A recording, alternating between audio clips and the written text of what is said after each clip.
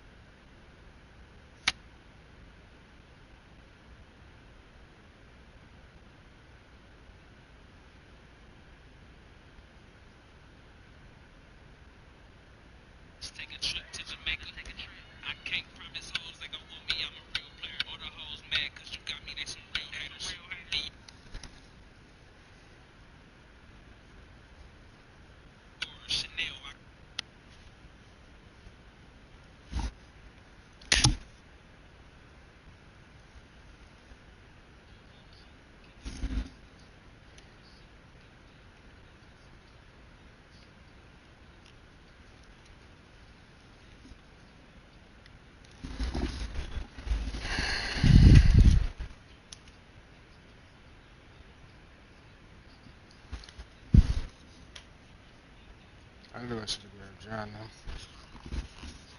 If I lose, I'm grabbing John.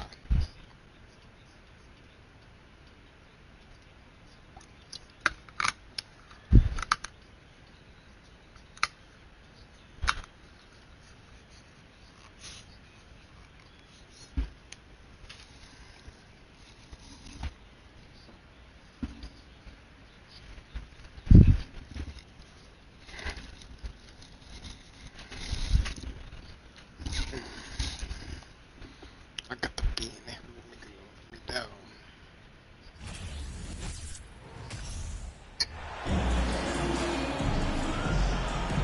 I'd like to welcome you to the NBA on 2K Sports. This is Kevin Harlan, and beside me, Greg Anthony and Steve Smith. David Aldridge joins us on the sideline. And so off the tip, it's Boston. From 13, and he overshot that one, missing. Here's Los Angeles now. Smitty, expectations have been so high for this Clippers team in recent seasons with the addition of Kawhi and the addition of Paul George and the other great parts around him. They've got a lot of terrific players, Kevin. On paper, they look playoff ready. So those expectations aren't so misplaced. And that'll be 2 free throws coming up. Officials on the call with the foul. And Greg, you were talking about this. What do you appreciate about this matchup? The team-first mindset on both sides. Very unselfish. And we're going to see guys moving the ball. And Kevin, they play for one another. That's why these clubs rack up so many assists. Oh, nice work finding the open man by George. Plays like this prove he's a team player. Here's Tatum. Horford trying to free himself up. Tatum's shot is off. And here's George. He'll bring it up for the Los Angeles Clippers. And out of bounds as the Celtics gain possession. Here's Smart.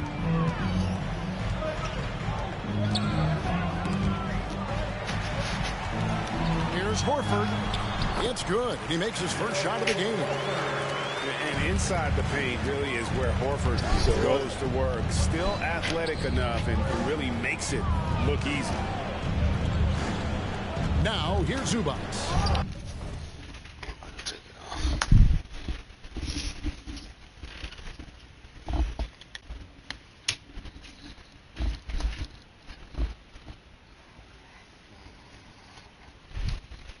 Just the cover, you're watching everything, right? The pillowcases too, right? Pillowcases too, right?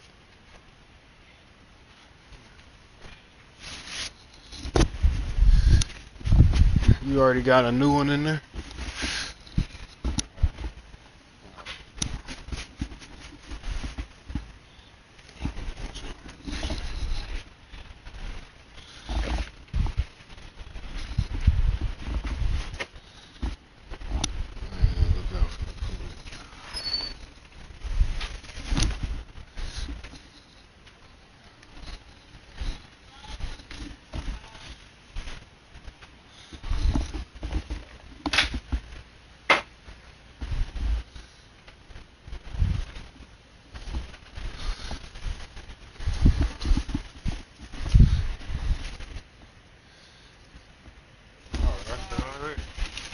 She already here.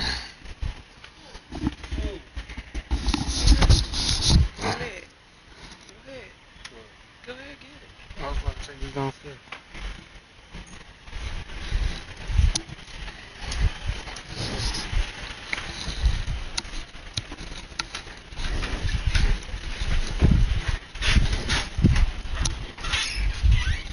Very.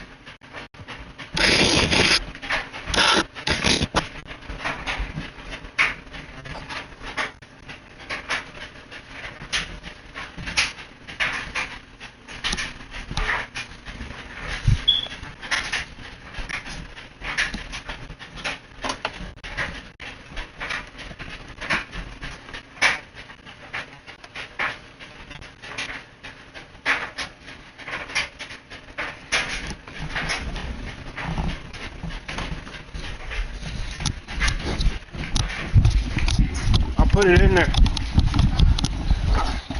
I'll show. Yeah, I got it. I put it in there.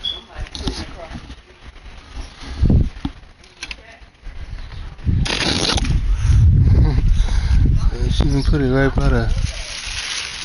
Yeah. I'm on the Shinobi today. What you think they was the DoorDash washers?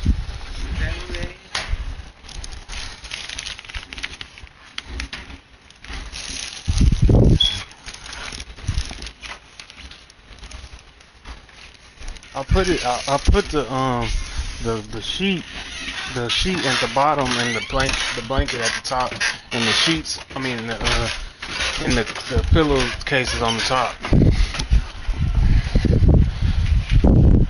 Did I drop my headphone? Oh. Where?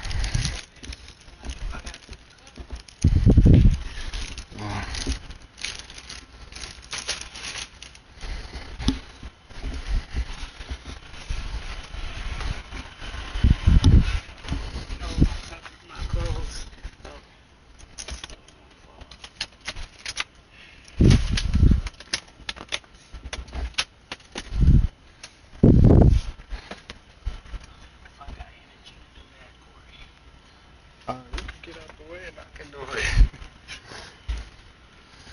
I got your clothes. These dirty clothes. Yes.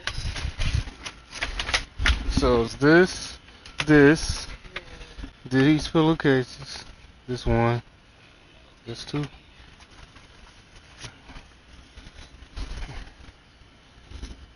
That's two. It's in the sheet. It's in the cover already. Oh, the pillowcase. Oh. Just leave it in there. Bring it out. Okay. You need to wash your hands. Oh man, you didn't tell. I forgot. I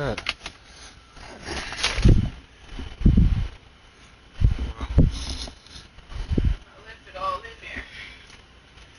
So it stay. Okay. I'm gonna go wash my hands. All of it in there. Extra.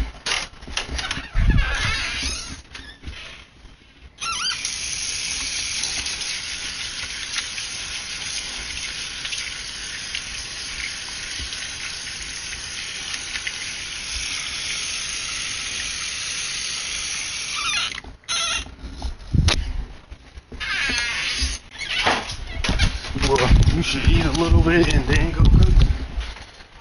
You should eat a little bit and then finish it.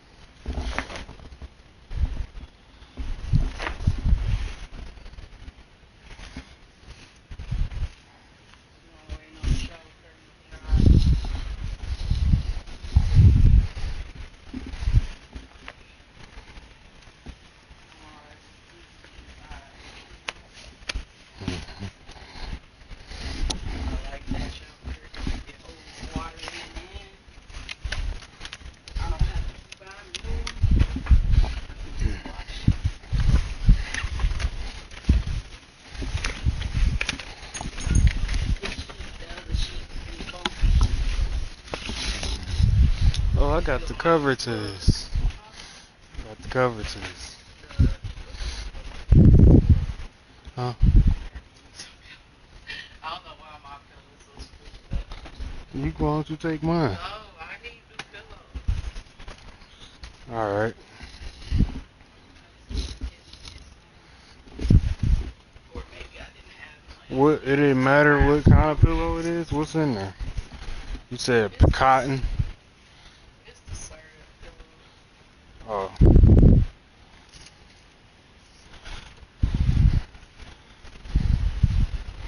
it the right way? Or the wrong way? This is the tag right here. I think it's C7B. You think so? You think so? Alright, maybe. It is about the same size. Yeah, that's good. Yeah, you're right.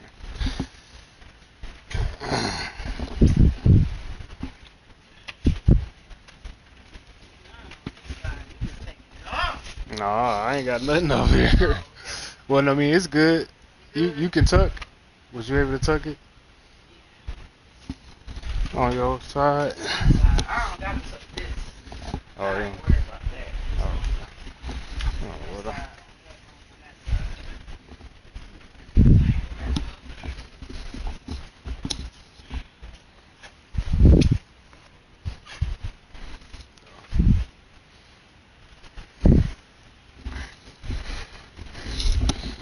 took it to the Lord, then got a band can.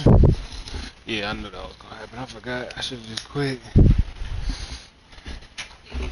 Water in that light. Why, he acting like that? Probably so. It might be water caught in still up there or something. He only act like that every once in a while. After it rains, Cause remember the kitchen one was doing that too. But when we first, wasn't it doing that when we first got here? The kitchen one? I think. Or maybe I'm thinking about another place.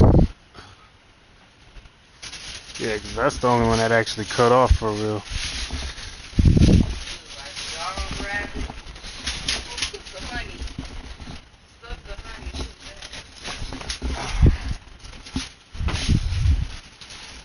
Yeah, that one. See, got them punch the TV. I know which one's spicy and which one nicey.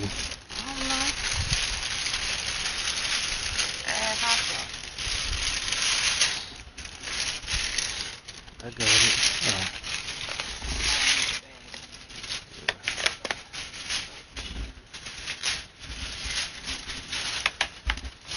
Oh, this gotta be the spicy one. This definitely got to be. Which one was? I didn't even. I think that one is lemonade. The lemonade is yours. This one mine. Cause you like lemonade, and I forgot to ask you what drink you wanted.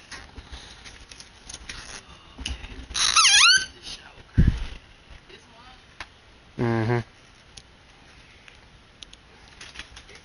It should be fries, cause you asked for fries, right? Yeah, done the fries.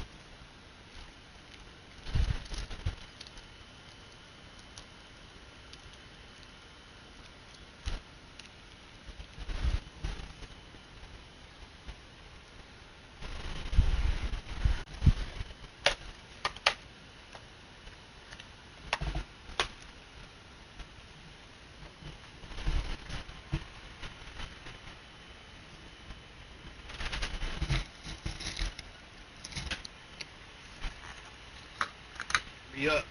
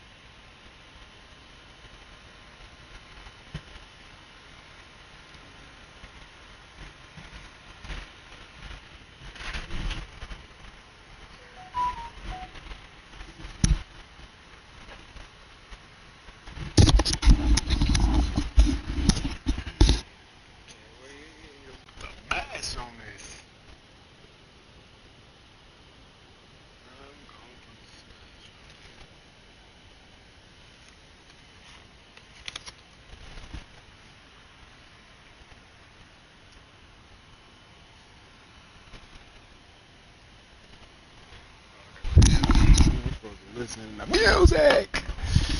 It's time to rock.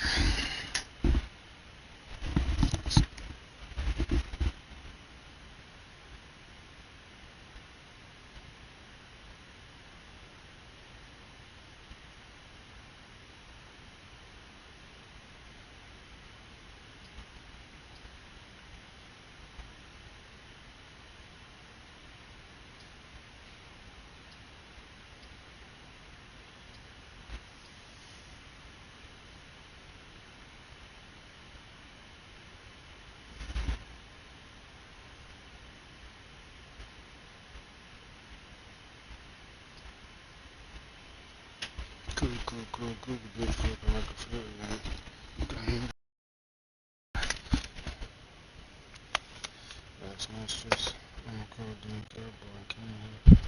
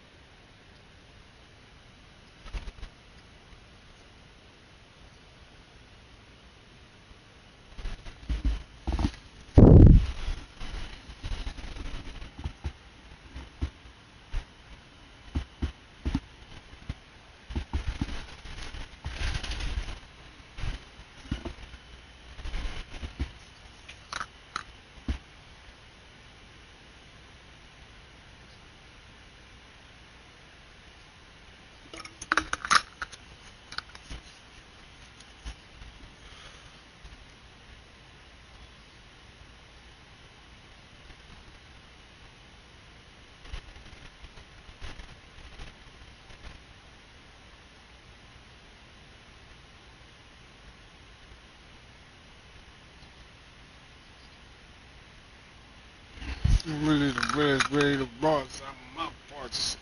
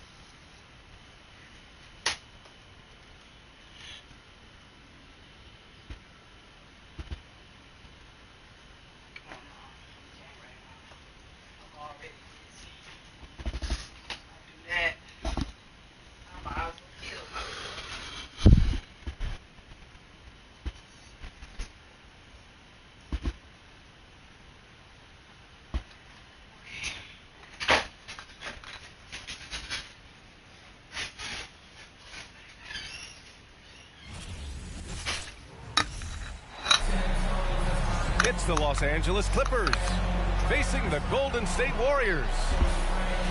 Hi, everybody. This is Brian Anderson. And with me tonight, Grant Hill and Steve Smith, our reporter, Allie LaForce. And tonight, we're looking at two teams who make their living beyond the arc, Grant. Yeah, they love to shoot the three-point shot, and they do it effectively. And, of course, that means these two teams understand the importance of good spacing. They're great shooters on both sides, to be sure, but motion and ball movement are the real keys to their three-point attacks. Now here's Morris. A nice shot by Zubac.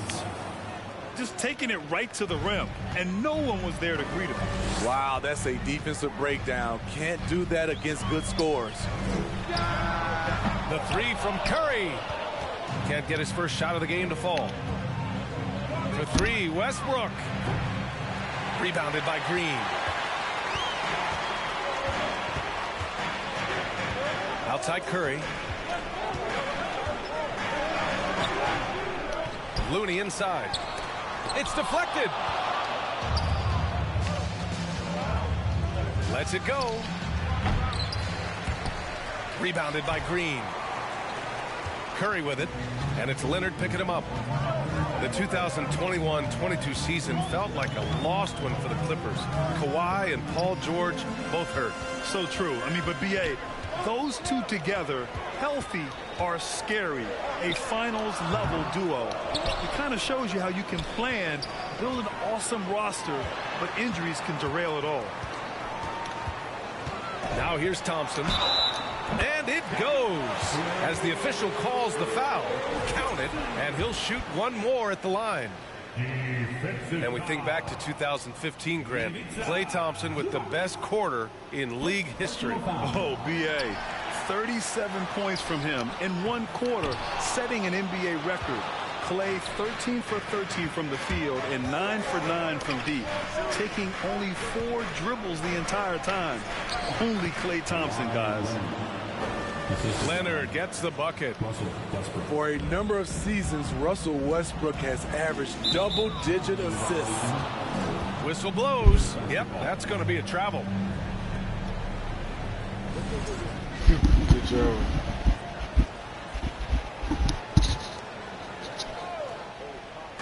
Here in the first quarter with about 2 minutes gone by. Morris for three. Thompson pulls it in.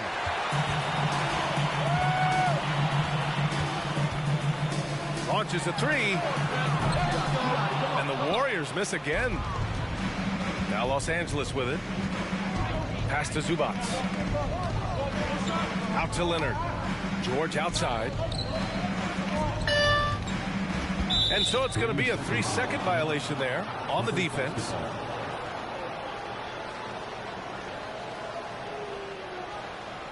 Shooting for the Clippers, Paul George. Shooting 1.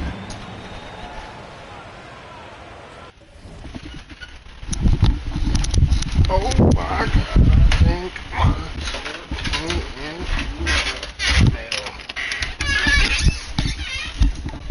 could it be?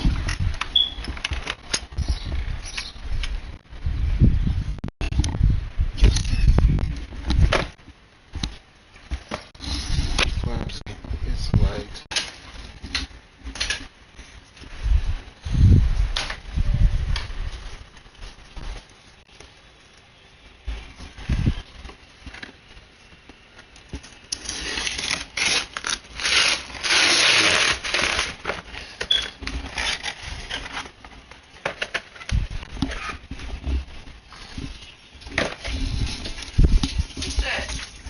My package.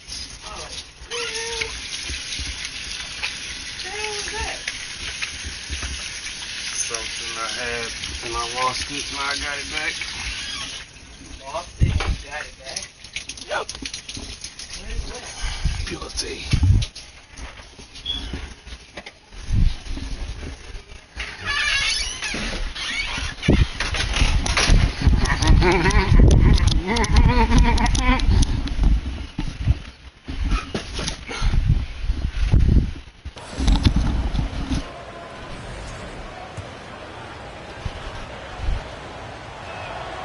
And so he hits the technical free throw. And for Paul George, playing close to home on a title contending team, it's a tremendous opportunity, Graham. And back with the Pacers, he twice made the Eastern Conference Finals. But without a doubt, this is the most talented team he's ever been a part of. Great. Westbrook, that's good. Be careful. When Westbrook is knocking down those consistently, watch out, because that means there's nothing he can't do. Now here's Curry. The three ball. Rebound by the Clippers. George left side. Low block shot. And a foul called on the way up. So he'll take 2 from the free throw line. Ooh, the craftiness of PG-13. Awesome job fooling the defender and jumping into the contact. 2 shots. Yeah, you know, after a couple down years with key players injured, it's safe to say the Golden State Warriors are back. 2 minutes remaining. Shot to stop the run. The Clippers in the lead. To the paint. Here's Plumlee. Kuminga pulls it in. Probably should have scored there. He usually does. The Warriors are back to contending for championships. Yes, they are. A testament to their perseverance and belief in themselves. They knew once they got healthy, they would be a threat. And they've been a fun team to watch as they get back to form.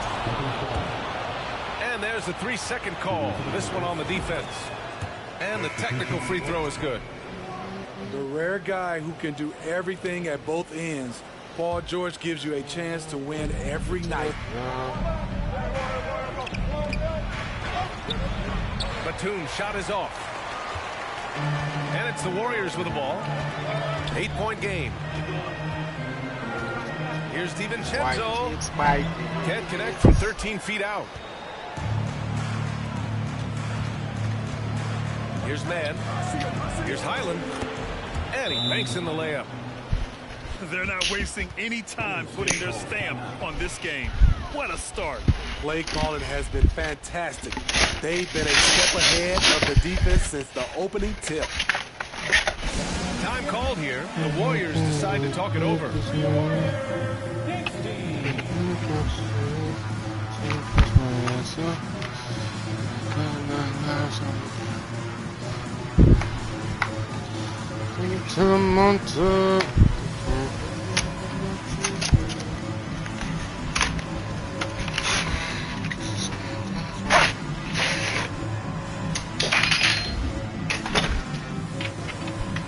I was about to say.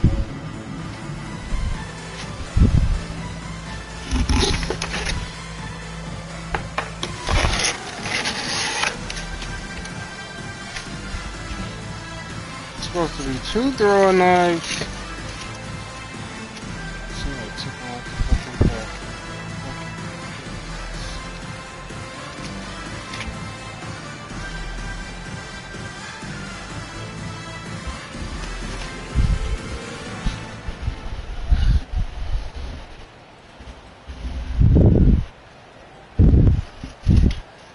These broke ass niggas.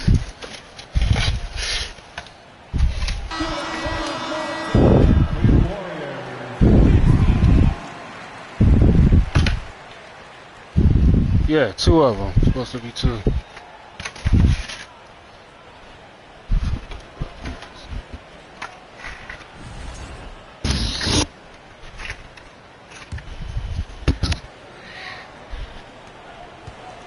And here are the Warriors now. Trailing by 10. Damn. Here's Green. Misses off the left iron. He looked just a little out of rhythm. He's still trying to establish consistency from there. And they call the 8-second violation. Too much time getting it up court. And the Warriors making a change here.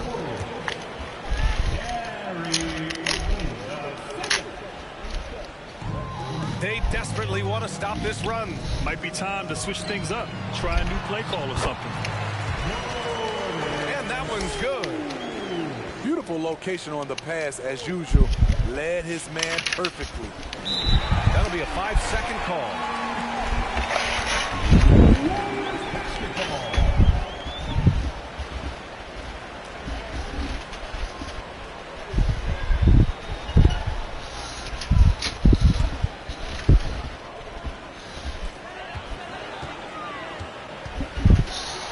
There's 42 seconds left to play in the first.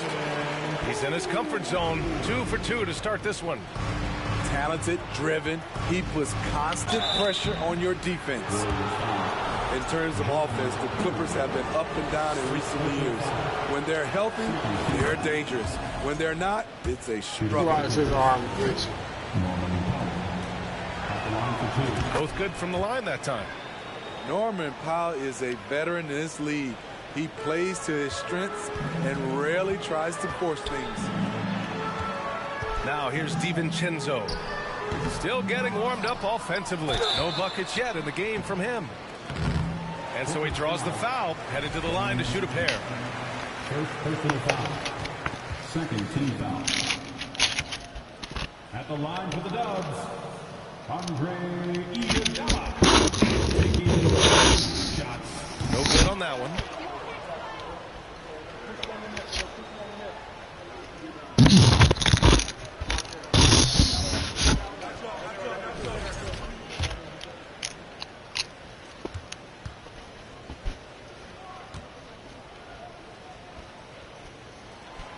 So neither attempt will fall that time for him.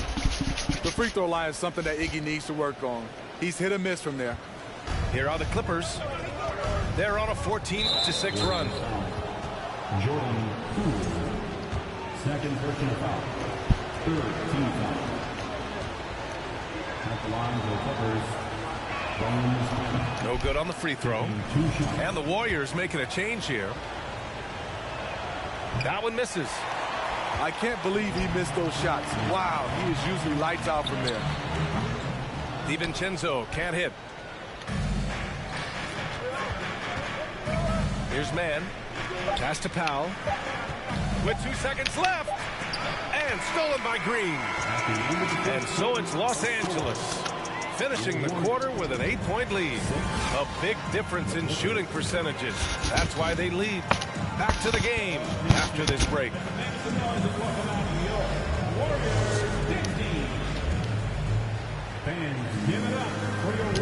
And thanks again for tuning in. If you're just joining us, we played through 1 quarter of action so far. And before we move on, what do you think about what we've seen from the Clippers? Well, I think it's pretty obvious they were well prepared defensively coming in. Yes, what they do, they take away the things that teams like to do offensively, also keeping them out of sync. Last season, we saw some shocking single-game performances, Smitty. Several stars had 45-plus point nights, or even well above that. We are, BA, and I think because a lot of the three-point shooting adds to a lot of buckets. It's a shooter's league right now. Prolific scorers are rising to the top.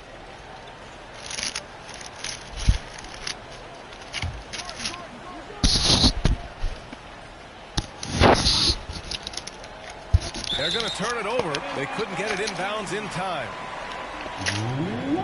Basketball.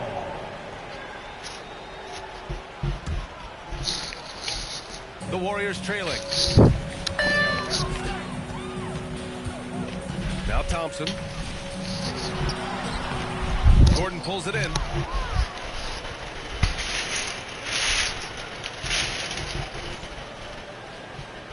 And that's going to be a turnover. They call him for the 8 seconds.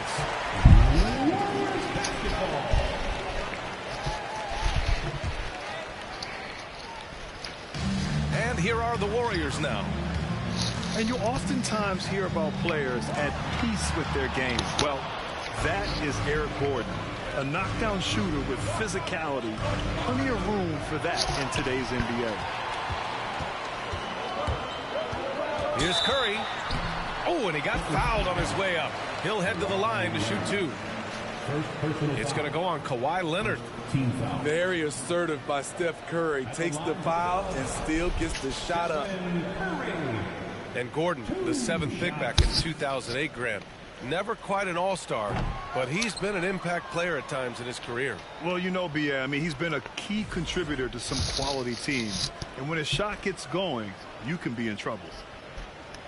And he can't get the second one to drop either. Coming up empty that time.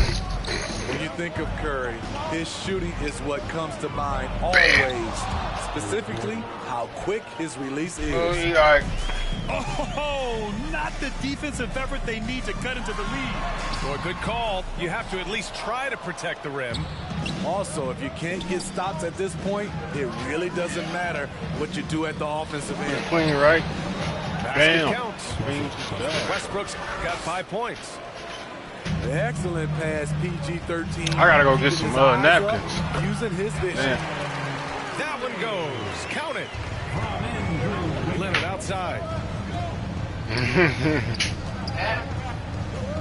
Westbrook outside. From the arc.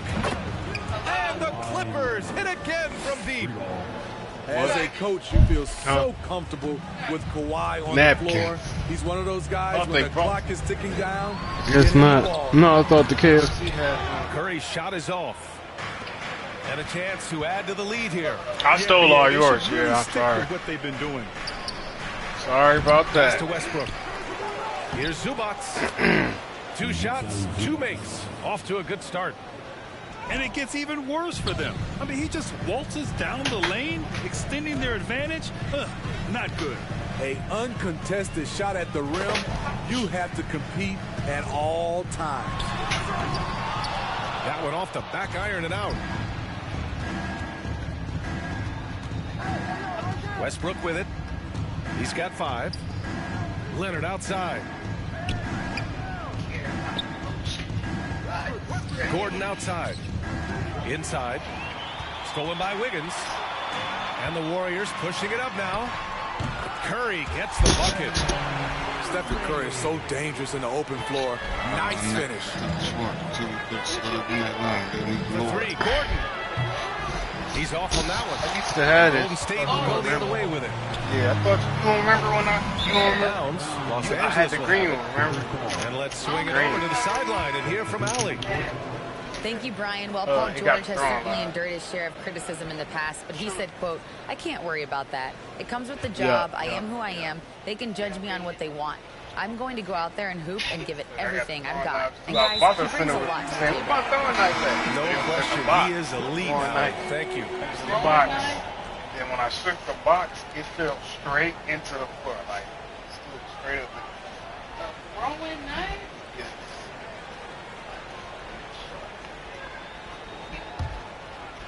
It's a throne, a kunai. If you want to get literal about it. So that's real? Here's Wiggins. I know when I shook the box because I thought they stole it. I'm like, these niggas stole one of my throwing knives. Like, that's some black person stuff to do. And then I shook the box, and then it fell straight down. Like, it went straight into the floor. And it stood up. Up. Not deep in the floor, but it stood up on the tip. Yeah, I bought one on eBay a long time ago. That's when I had my And green. the Warriors with possession here. It's a 13-point game. This one, And I bought think this one Andrew on Wiggins is a great example of how positions have changed. Came into the league playing a lot of the 2. Now we see him at times. The first one I got playing was at off the eBay. 4. This one I got. And that's going to be a First one turnover. was double They call bladed. it for the This 8 was seconds. single.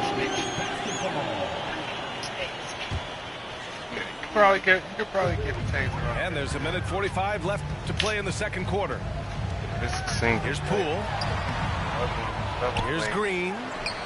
And it's good. First made shot in 4 attempts. Quick off the floor for these offensive rebounds. Green's 7'2" wingspan. It helps him snatch them. Unable to get the ball in bounds. And they got called for a 5-second violation. And for Wiggins, he'll play the stretch 4 at times. Grant, he's extremely versatile. And B.A., that shows just how the game has evolved. Wiggins is a traditional small forward, but we've seen that push to small ball, shifting Andrew to the 4 and even the 5 during stretches. Caught in that, And it's stolen that by drive. Plumlee. Here's Highland. And they call the 8-second violation. Too much time getting it up court.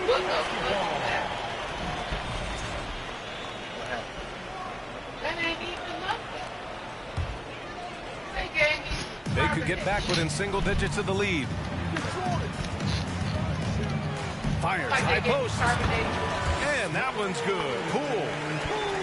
Pool's got 6. I'm recording that, man. I wanted to read. I mean, serious crossover. Nasty. You want this? Because 80% of the time, I don't accept drinks anywhere anyway. Anywhere. It don't matter where it's at. And they gypped us this time, so.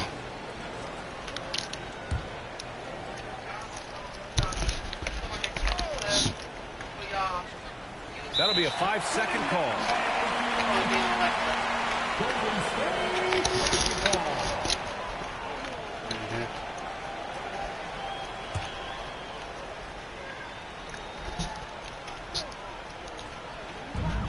54 seconds left in the first half.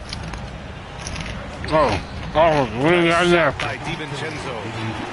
Attacking the defense with the pass. Don't need to be a hero. And out of bounds. The Warriors will take it. Yeah, that shit garbage, son. Let me see that. I'm about to record that. Here's Golden State. It's been 8 unanswered for them. And here's Kuminga for 3. Plumlee pulls down the board. Is this garbage right here? Golden State. Yeah.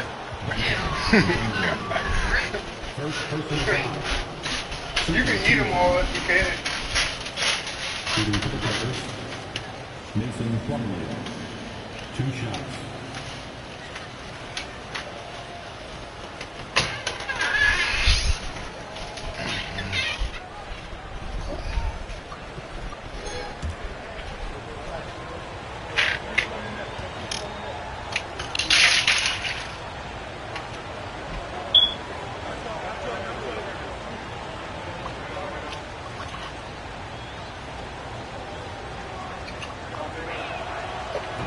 Can't get the first one. And the Warriors making a change here.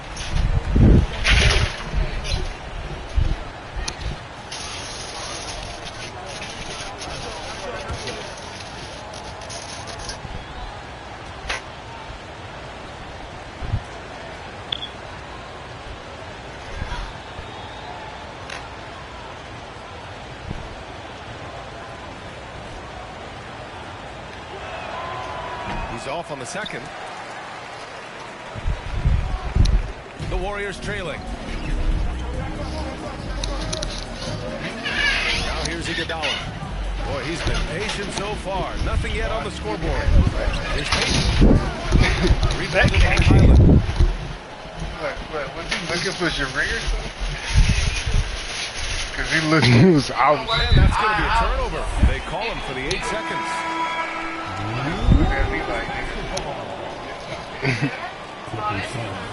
No, you ain't heard no door open. We only heard the upstairs though. You know when that other door open.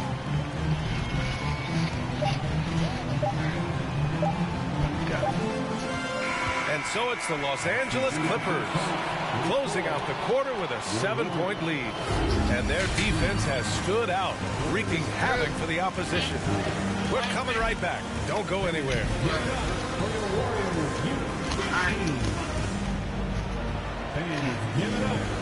And we've got third quarter basketball here. 2 quarters in the books.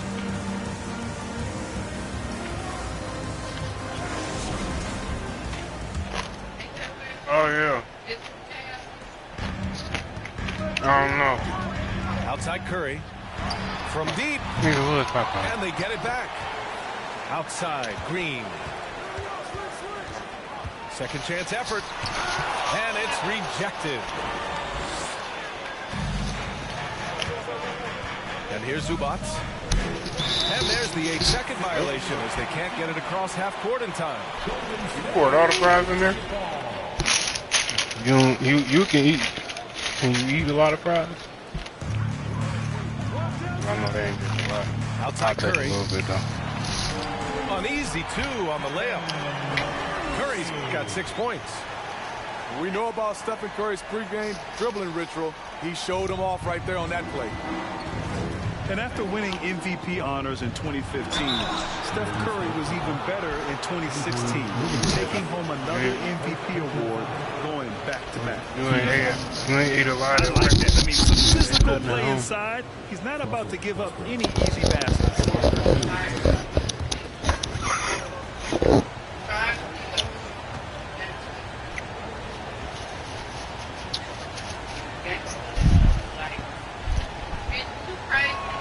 He misses the free throw.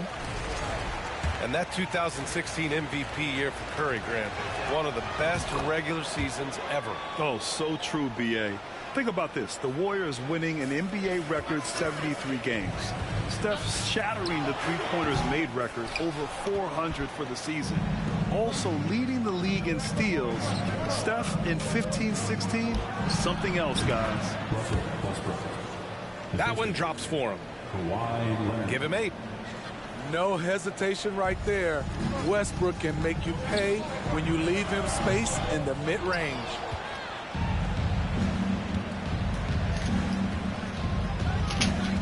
Pass to Morris. And that's a foul called on Stephen Curry. That's his first foul. This meal was 38.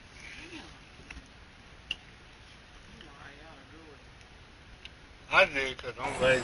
Yeah. I wanted chicken, and if I was going to get it from there, it was $14. Second, went down $5 cheaper. Even though we're going to eat this up quicker. They're going to turn it over. They couldn't get it inbounds in time. Golden State basketball. Oh, yeah.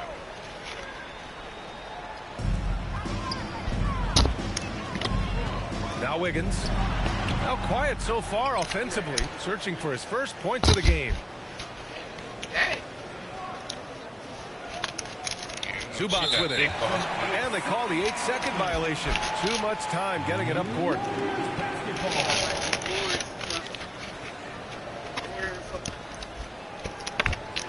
Third quarter of play with just over 1.5 minutes gone by.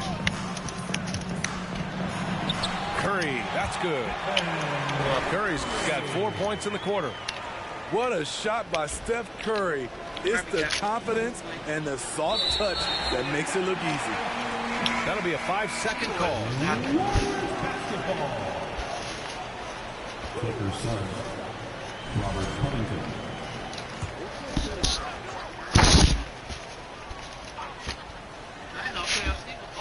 Unable to get the ball in bounds, and they got called for a 5-second violation.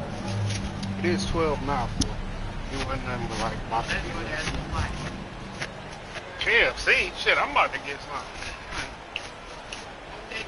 They're going to turn it over. They couldn't get it inbounds in time. Damn, it's somebody still at the bottom.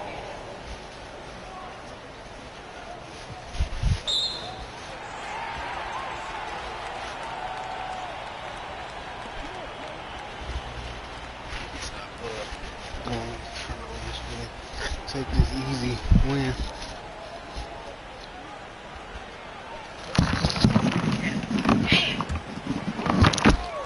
So it's the Warriors now.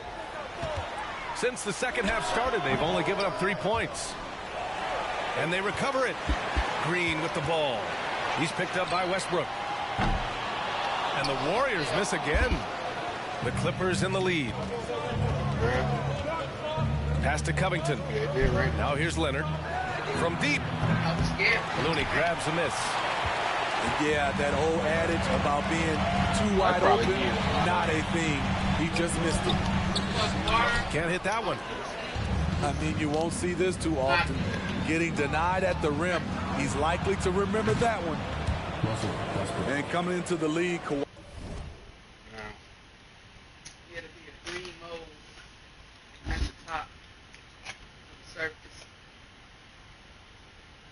Green mode. Oh yeah. Look like fungus. Pretty much it is fungus. Kawhi Leonard was viewed as a raw prospect, a solid athlete and defender, but someone that needed to work on his jumper.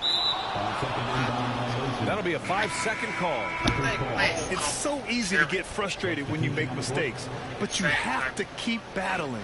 It's just one trip down the court, but you have to have short memory in this league or you won't last long. Well, material will turn into mold. It's rebounded by Golden State. Well, Smitty, there's no question Kawhi has put a lot of hours into developing his jump shot. And you see the results now. He's become one of the game's elite scorers because of the hard work he put in, even becoming lethal from outside the arc. In the toilet. On the side of the toilet. Well, you look at all the turnovers. Right, we can't call the landlord. We're supposed to be crazy. Yeah, your game plan means nothing if your players can't execute. Nice one-handed jam. Simple and effective, B.A. Hey, with the lead, I'm surprised you didn't come up with something a little more creative. They're going to turn it over. They couldn't get it inbounds in time. It's so easy to get frustrated when you make mistakes, but you have to keep battling. It's that just one house one on trip Doris down the was court, the best one. We went upstairs and all short that. memory in this league, or you Upstairs won't is last nice. long. Here's Kuminga. Well, he hasn't put up any points yet in this one. It's so easy to get frustrated when you make mistakes, but you have to keep battling. It's just one trip down the court, but you have to have short memory in this league, or you won't last long. And there's 1:45 left in the third. Plumlee with it. Poole picks him up. Back to man.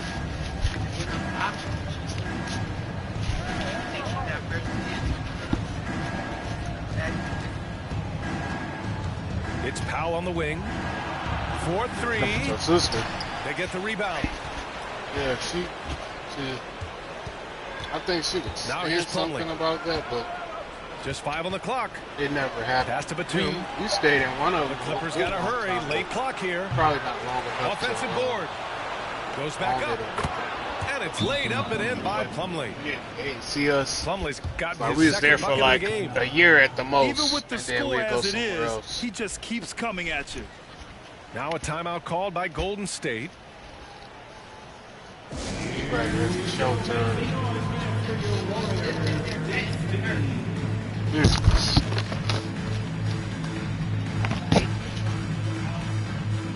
Well, Somebody too had late. So the lady got there. She got some shit to take care of the house, be rented out, whatever. That's there.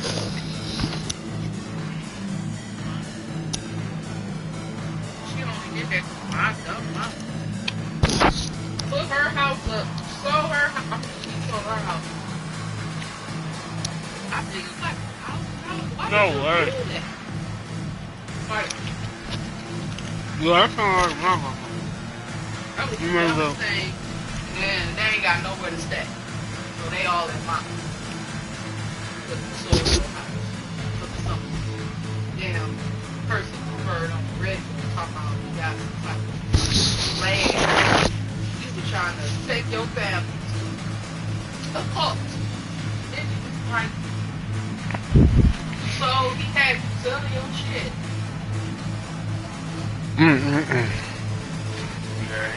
And the Warriors making a change here. Tell you to sell your property.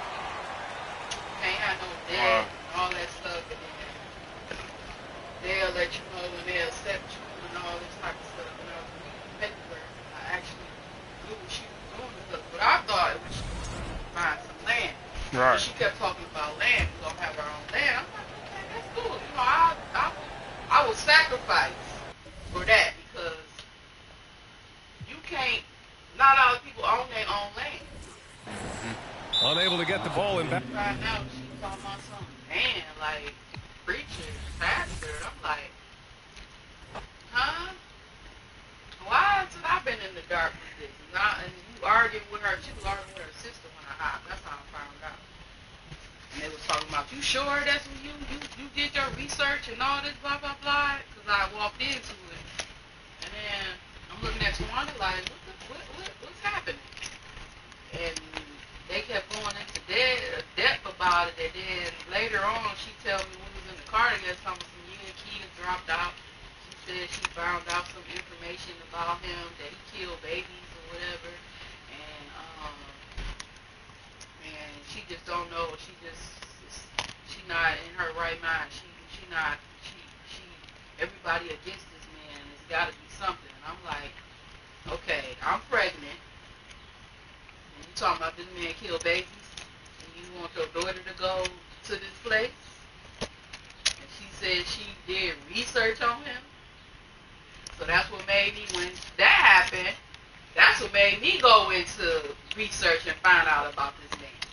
And I found like numerous of lawsuits that they won against this man on what they did, and he made the women have an abortion. He would take their husbands away, and he would have sex with them and get them pregnant, and they don't had abortions where he had them sit in hot ass water and to kill the baby or whatever.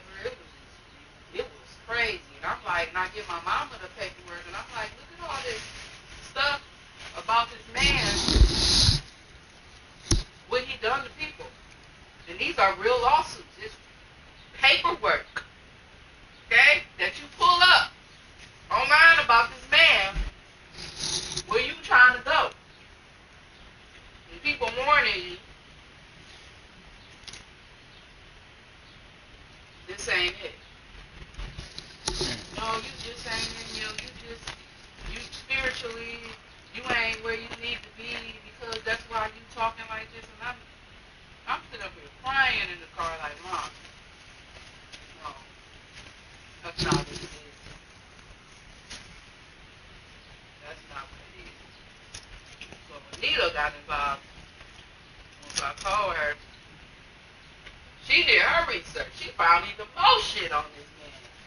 And I'm reading it like, oh, whoa. So I'm like, you know what? My mama can go, but we ain't going. He brought it up to my sister every time we talking about it and stuff, and I'm like, y'all can keep on with this, but we ain't going. Our family is not going. And that's when they really was like, oh, really? I didn't know. Why? Yeah, what the hell? Satan got his people too. He can have you so wrapped up in something that you thinking that it's God and it's not. It was a freaking. They was just talking about some stuff that happened recently. Careful when you're trying to follow, because that's no. You want to take yourself and your family into a trap. He don't let you leave the land. Once you own there, you can't leave. He cut you off from your family member. That sounds like a cult to me. Okay? And the people that end up losing everything because they had sold everything and gave him the money. And then when they tell you they want to leave, you don't get none of your shit back. You just leave with what you got on your back. And that's it. So they ain't gonna. You just pretty much trap them so they can't leave. Because they gonna need them. That's the reason why they said they would stay so long, because they ain't got nowhere to go. So they gonna hang on until it just got really bad. And they're like, we gotta get out of here. I don't care what it takes. We gotta get out of here. And I think so many people had left that they gathered to claim or get a lawsuit against them. And they won. So now he was on the radio trying to recruit more people so he can get some more money. That's all it is. It's funny that they got him on there. He was on that Christian radio, that AM station. Nobody really listens to. So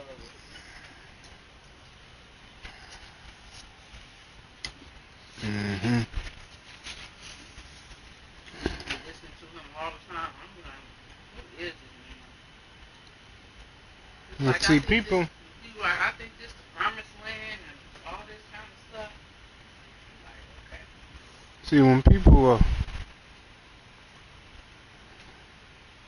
only really believe to get away from their sins or they whatever, they always fall for stuff like that. But if it's that easy for you to fall for somebody that you don't even know, haven't seen, but heard him on the radio talking mess, what's gonna happen when you see somebody face to face that's a freaking imposter of God? How? How you gonna be able to?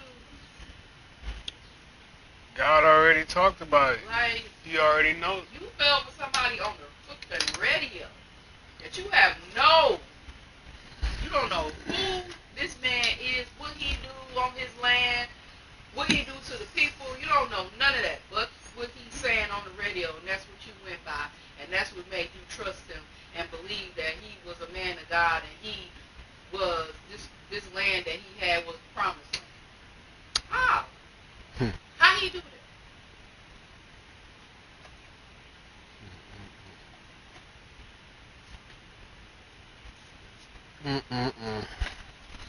People.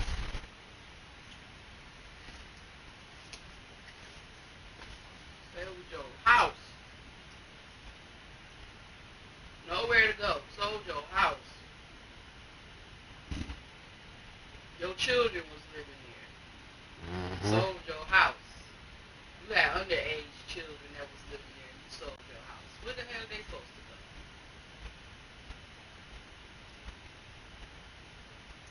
Next thing I look up, they all at my house. I'm like, what? Huh? What happened? What's going on?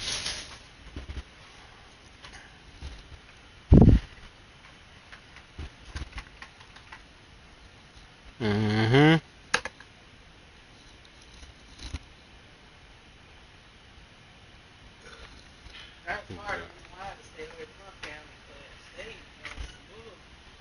young girl, we could submit, and then with my brother, when that happened with my brother, that's who house they came to. Mine.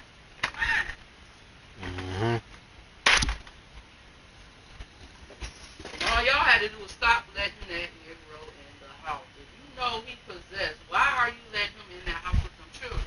Why? The reason why they finally gave up is they talking about he broke the front window. He broke the front window of the house.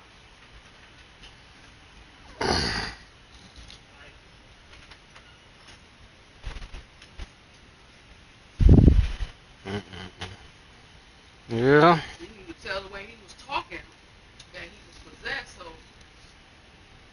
what did you think? You thought you were strong enough to pray over him? See, a lot of people don't really believe for real. They be fake. They really be fake. A lot of stuff you be seeing on the internet be fake. People be acting like they believe in it. They be fake. And then for him to say what he said when he got on the phone with you, that lets you know. Because he can't play with you. Because you ain't fake. You either really believe or you don't. He probably couldn't mess with you if you didn't believe. Yeah, he tried to get me in that church that day. Because fear almost got me. Because how with the stories they were telling me about him, it almost got to me. And what I know about people that are possessed and how they can pass on the possession to you by fear. That's what it is, fear. But you remember what I told you? He gave me a hug, and I felt it was like stuff going up my back. I'm like, what the freaking heck is that? That ain't crazy. The crazy. So all I could do was start praying and speaking in. I was praying. I prayed like I ain't never prayed in my life, and he released me and let me go. See, people praying, people forget that fear is another form of belief or faith. Remember on that movie they said fear and faith is damn near the same thing. Because it really is. In order for you to really be afraid of something, it's almost a fact or a true belief that it's something going to harm you or something going to happen that you're afraid of. That's why God says fear of God or God-fearing man. Exactly, but he don't specifically tell you that fear and faith are the same thing. He don't specifically say that, but when you study it, it is the same thing. Is God. That's why he say that. He say only fear God. He always say fear God. So it makes you question when he say he don't give you the spirit of fear, but yet he says fear God. It's not that he's contradicting himself. He's letting you know something right there. Just by saying that alone, he's letting you know something. Fear, you only supposed to fear God. And then he also says have faith in God. That is fear. It's the same thing almost. It's the actuality of it. It's the feeling of it. Like how you are afraid, like I'm not about to commit this sin because you're afraid of what God. That's no faith. That is the fear of God. It's like it's one and the same. You can't say you have faith in God, but you don't fear God. But I really think his wife, I don't know if they divorced yet, but I really think that his wife really has something to do with it because the whole time when I was walking around the whole church praying, the whole time preparing, because we were supposed to be preparing for him to get here, so that everybody would be spiritually ready to accept something like that. So when I was walking around the church praying, I didn't even know he was there until I actually sat down and they was telling us to sit down and I guess he was about to preach or whatever. And I turned around and I saw her.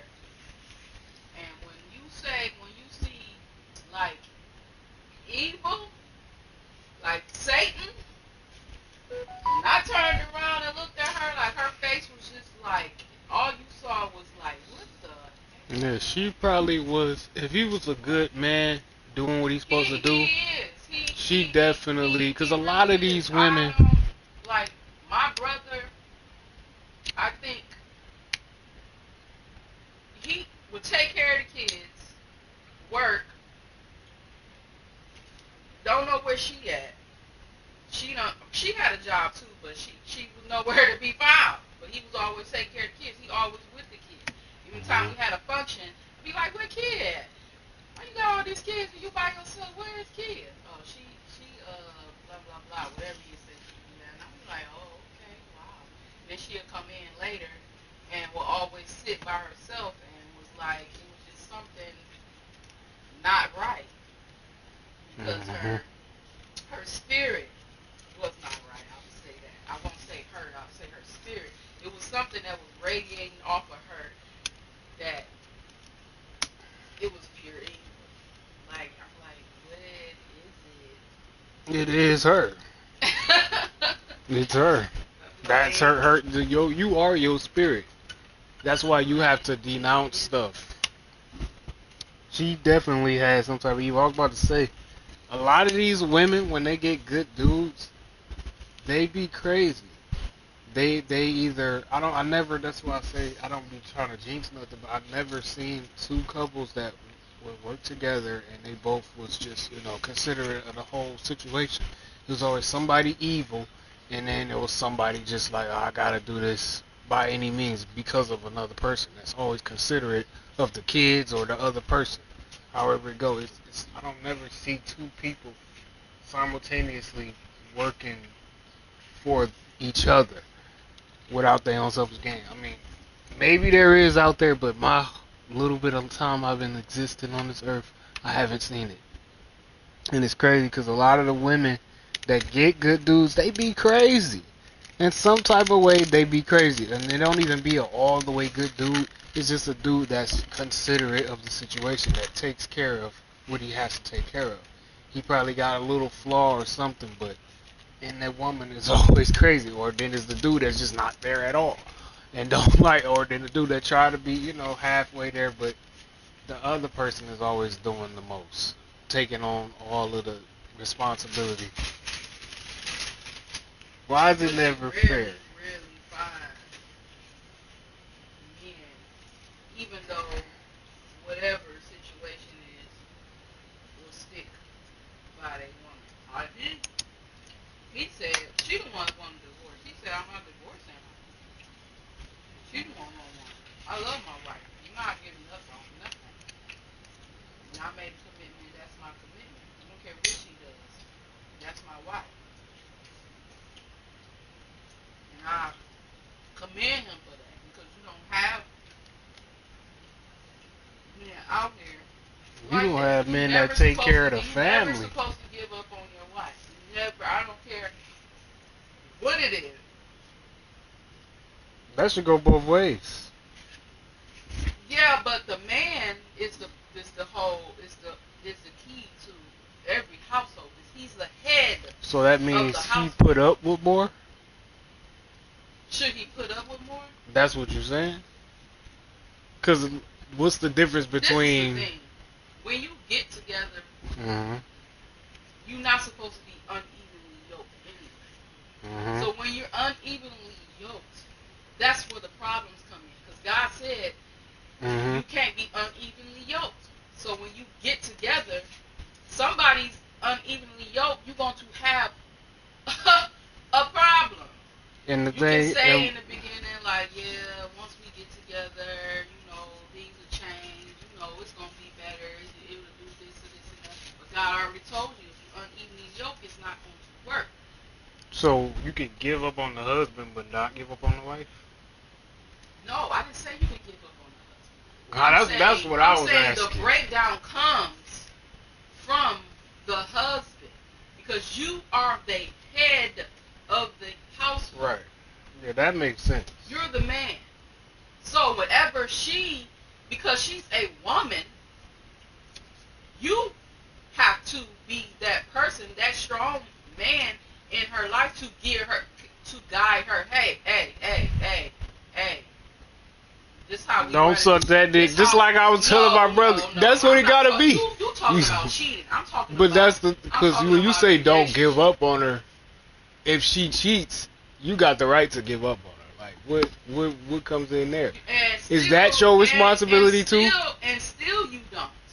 But is that your responsibility to make sure she don't cheat? It is.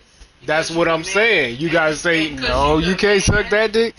No, you. That's what I was telling you. I'm saying you making that the main. That's not what I'm talking about. But yeah, but of course you gotta set. Of course, as a man, you're supposed to set the goal. That's what I've been through that. Like, you gotta put you can't just be, oh, well, I don't know what we're gonna do about this. You gotta have the plan set up so the woman can be prepared for what she gotta do. Like, you can't be a leader.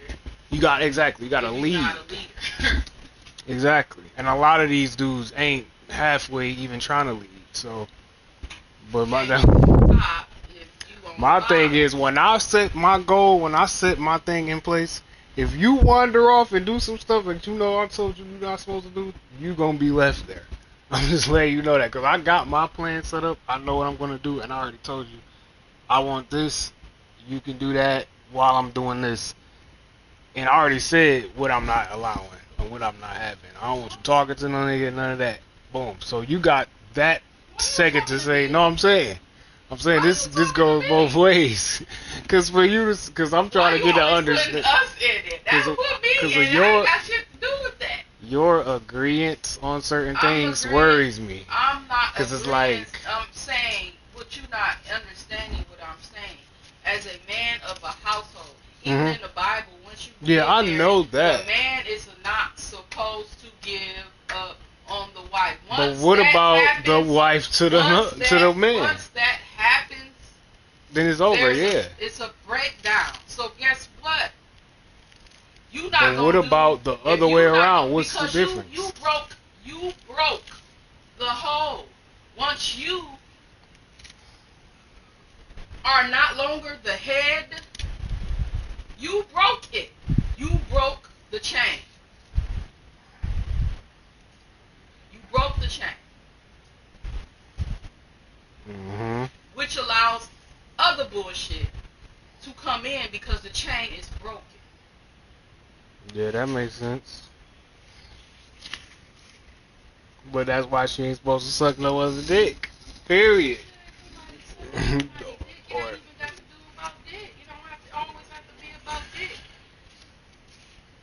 For whatever reason they broke up. It's about you being. It don't have to be about penis or why people break up.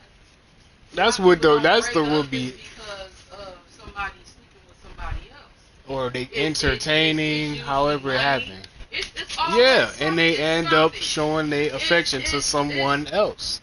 No. That's what happens. It don't be. They don't just go and spend time with money. It's something that they do that's disrespectful that makes them have to leave.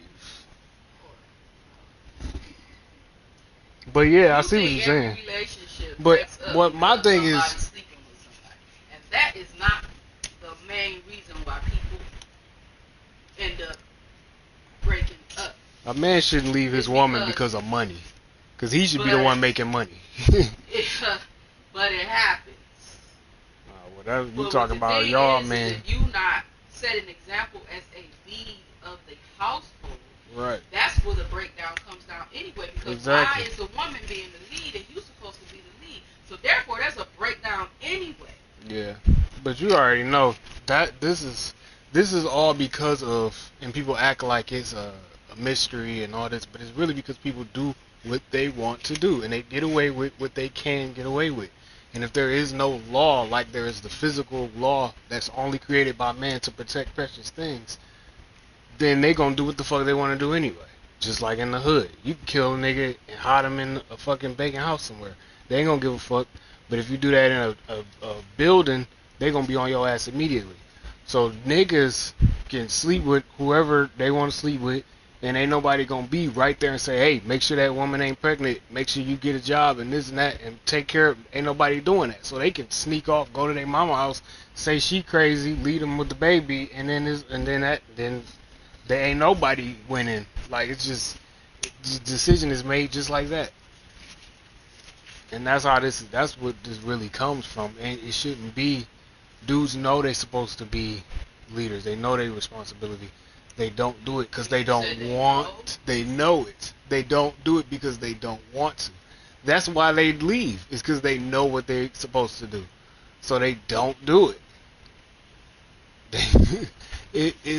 That's what you see. That's what you're seeing now. Well, the reason is you don't know where your father is. The reason I don't know where my father is. The reason they don't know. I mean, they know where he at. But where is he right now?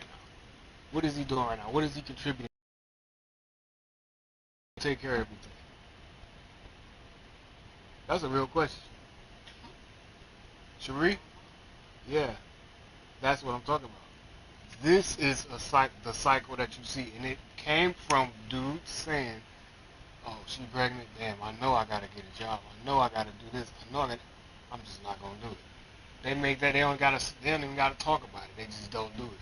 Some dudes had that decision made before they have sex with the woman. Like, yep, but if she get pregnant, I ain't gonna do it. And that cycle just continued on. And the only reason it shifted from men being the ones that saying they ain't gonna do it and the women saying they gonna do it is because the women have to say no twice. Or could it be that the breakdown came from the government? You can say it came from the government? No, listen. No, hear me out. I already know where it ends with the government. I already know where it begins. I said, could it be that the breakdown came? It can, and I know government. First off, you got most of the men being taken out of the home because they are either incarcerated or whatever. You got them behind bars. You got the other men who are, they try their hardest or whatever, and you got a woman who that's not enough for her. You get on government assistance, and then now she feels as though I don't need you. So therefore, it's like she looking like I don't need need you. I got the government. I got money every month. So what you here for? I don't need you. You ain't got to be here. Blah, blah, blah, blah, blah. So that's another breakdown. So it's like they probably feel as though, why am I here? She's saying she don't need me here. Why am I here? She got the government paying for her. So, hey, what the hell? And you got the other ones that just be a leech off the woman who is got money from the government. You know what I'm saying? So they're leeching off of that. And both of them is leeches. If she leave him because of the government is providing for her, instead of saying this is extra money, we both got extra money now. Like, this is extra money from the government. I said because of the woman. But if it comes down to I don't need you anymore, then it shows you that that's all that she was there for in the first place. But the thing but is, my ultimate thing is this. But the thing is we all been grown up to be a strong woman. And that's not, we were raised wrong. Because we're not strong women. You are strong women. No. Because we're not supposed to be though. Yeah. And so when you exactly. put us in that, when you put us in that as being a strong woman, we feel as though I don't need a man for anything. I can do it myself. I get my own money. I can get money from the government. I don't need you in the house. I don't need you. So therefore, we feel as though we've been raised to, I can do it myself. Because most parents or most women who've been raised in a household with a mother, most of them has been single households. And that mother has been on assistance. And see, you can say it starts with the government because, like I say, that is a fact. Because if we didn't have the government money, who were we depending on to pay for exactly? And the only reason that man is not there is because that man made the decision that, oh well, I'm gonna back down from the government. I don't care what food stamps or whatever you getting. You can keep that for you, but I know what I got to do for my kids to make sure that they getting food, clothes, and shelter. So that man made the decision to back away. Either way, it does. That's why I say. I think it made it easier for them to just do that because it's like, well. Yeah, that's my point. It's still their decision that they made because God is going to hold you accountable for everything, good and bad. So He's not going to say, well, the government, blah blah blah. I'm not saying that it gives them. That's why I look. No, that's why I look straight at it. That's why I don't go. I have a hard time going around it. That's why I say, yeah, you're right. The government did play a part, but at the end of the day, what it comes down to is that person's decision. That's why I say, if she left him because of the money, then the relationship was based off of the money. Because if she really loved him, she'd be like, oh, the government giving me this, so we can get some extra. You know what I'm saying? We work together now. We got extra now. Like, you still work your job, and I'm gonna get this extra from the government instead of, oh well, I don't need you there. Like, I don't like that means that you being here is a problem. I would rather you not be here and me just get this money and not be worried about your little money and your presence. It's like, why can't I have your presence and this money at the same time? That's what I'm saying. But ultimately, that dudes are not. It don't matter what she's getting from the government. You still supposed to do your part. For the dude to say, oh, well then, that means you was thinking about that in the first place. That shouldn't even cross your mind to say, oh, I'm about to leave because of this. So this whole thing you seeing is from... I don't think it means that they probably want to leave because of that. I think it gives them more of an excuse to not take care of their responsibilities. It's the same thing. Because you're not taking care of your responsibilities, the woman feels as though, what the fuck is you here for? Exactly. You know what I'm saying? So and she has the right to feel that way because of if you make that decision to do that, like I'm saying, it's their decision. Giving you an excuse, like who's looking for an excuse? If you're looking for an excuse, you already is an inconsiderate person. The only thing you should be looking for is opportunities for that child. There's nothing else to look for. If you find if she say, hey, I got $1 million, that shouldn't make you say, oh, I'm about to quit my job. If she says she got $1 billion, you need to do what you're supposed to do as a man, no matter what. So for the reason we see what we see now is because dudes made those decisions that, well, I'm not about to do it. Whether it was the government or not that was helping her out, it didn't matter. Because, like I said, you could die. With them government assistance, they can give you $1 million. That woman is still a woman. She can get killed. And then what? Then the children have nobody. If the father said, oh, well, now I got to know, you didn't care about that in the first place. Because you were supposed to be there the whole time, making sure they was good. No matter what the woman got. So that's the reason this is happening. The government just showed them stuff. Showing this is the devil. The devil knows, because God is the discerner of the intent of the heart. So what the devil is, he got to be the same way. So he has to make people intentionally do things selfish or inconsiderate or sinful. So if he can say, look, all I got to do is get a woman this, and then the man going to fall off and not do their part, watch. And then he do it. And then the men who are weak and are inconsiderate and selfish, they going to use that as an excuse. Because it make them look innocent in some type of way. Instead of it being like how it was back in the day where the women wasn't working and wasn't doing that. Because that's what I was going to say. That's what I was going to say. Exactly. And the government put them, hey, you better... Exactly. They put them in check. See, that's what I was going to say. That's what I was going to say. I know the beginning of that excuse that the government is the reason. I know the beginning of that story. It started when they all of a sudden switched it to where now the women got the same amount of power. That's when it started. So it was, they had it in the works. That's what I'm saying, because now the women had that mentality, like, but it was that. I'm going to grind because I'm going to get my own money. Exactly. And instead of supposed to be partnered with a man that's the head of the grind, and you are the helpmate, which brings everything together. And see, the reason God got his system anyway, because the government, for them to pop up with the women thing, they break in the cycle, they break in the system. It makes it seem like, okay, it's better. Even if they was working together, they'd be like, okay, we work together. You work, then I work. Still, you taking something away from that child. The child's supposed to have somebody with them all day until they are adults just like you.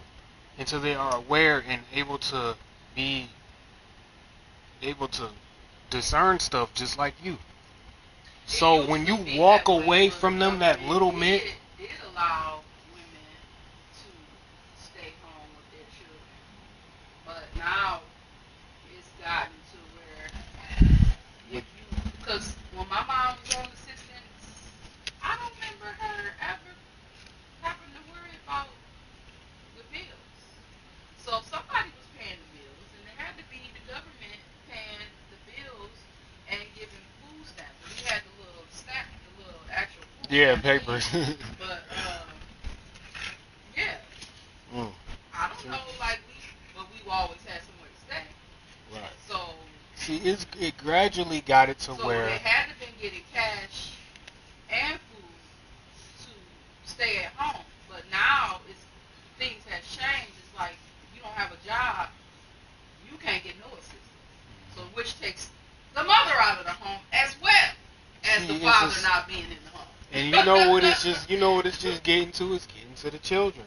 Because how can you get to what did the Bible say in the first place about the strong man? They said, nigga, now we ain't got to worry about the strong man. We got strong women. So how we going to get rid of the strong women?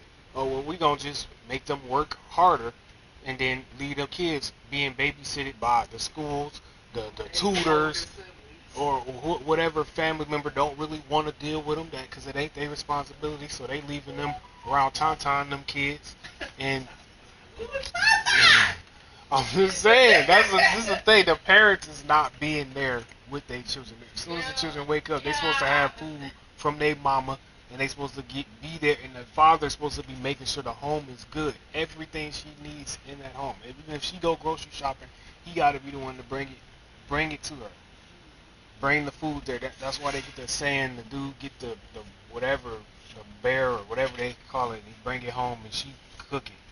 That saying is the same thing. You're supposed to get the money and bring it home. Because it's going to get... The dude was being a man.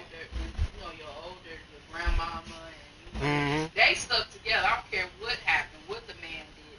That woman her ass. But guess what? She know I gotta stay here. And the thing is this, bro. Because the man taking care of this household, they ain't had no benefits in no government assistance. Right. So you had to depend on that man. Exactly. See, that's why it's getting to the point where the further in the future we go, it's going to rely on the intentions of people's heart. People are not going to have excuses anymore. There was a lot of excuses back then, and now it's like it's moving around. Now it's like it's showing you the intent of people's intentions more and more and more. So it's like for you to decide now that I'm not going to be with my child or I'm not going to do this, knowing that what it takes to take care of them, you can't. It's not an excuse in the world to make you look good and make it seem like, oh, I didn't have a choice. No, you know how hard it is out here. You know what the child got to do because you know what you got to do. People need food, clothes, and shelter. You dudes got to go get that. It's gonna get dangerous out there to get that stuff. You can't rely on these women to go out here anymore. I mean, yeah, because you got God. Yeah, because you're not supposed to be afraid. But the devil is intentionally looking for people. That's why you see on the news women coming home from work, getting snatched up by somebody. Well, they ain't. And if it was a dude out there, they probably wouldn't have ran up on him. They gonna run up on a woman though with her purse, but they ain't gonna run up. They probably wouldn't have ran up on a dude like that. But that's happening because of the system that slowly came to what it is now. And it's just trying to get to, people to kill each other off.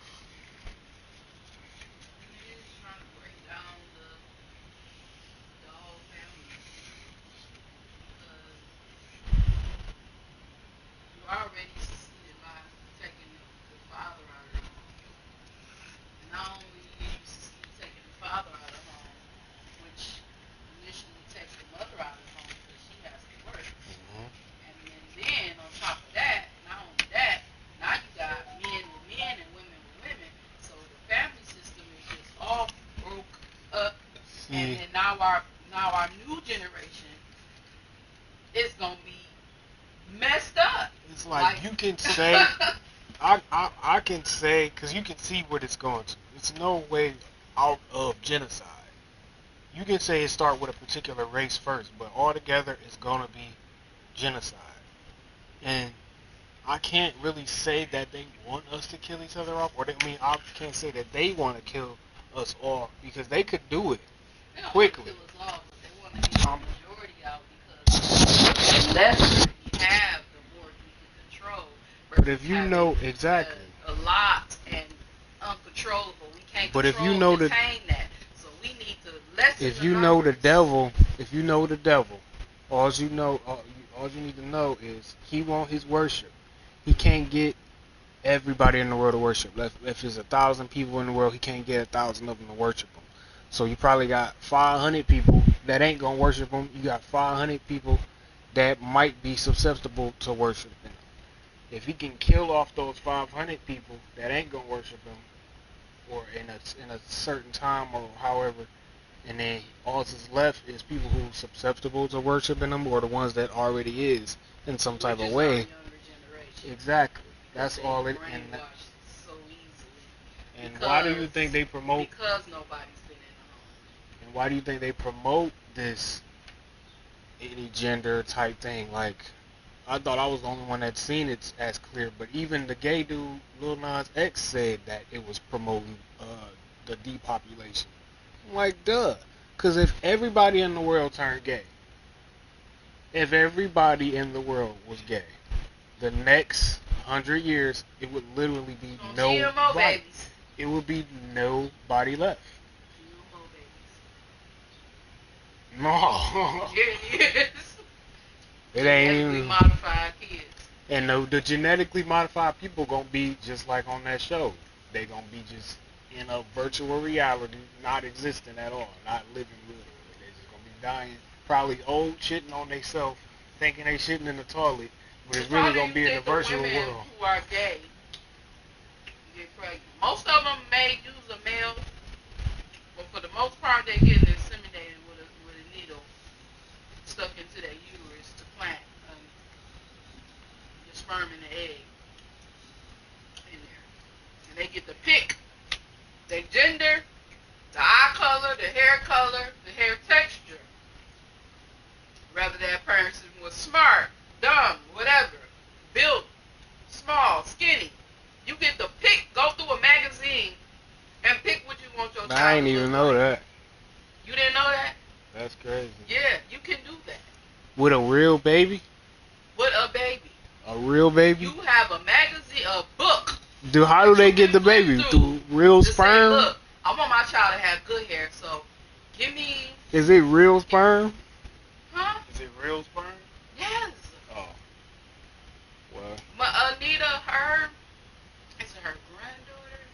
Not her granddaughter. Her niece. I think it's her niece. Well, if it's real sperm. But her niece,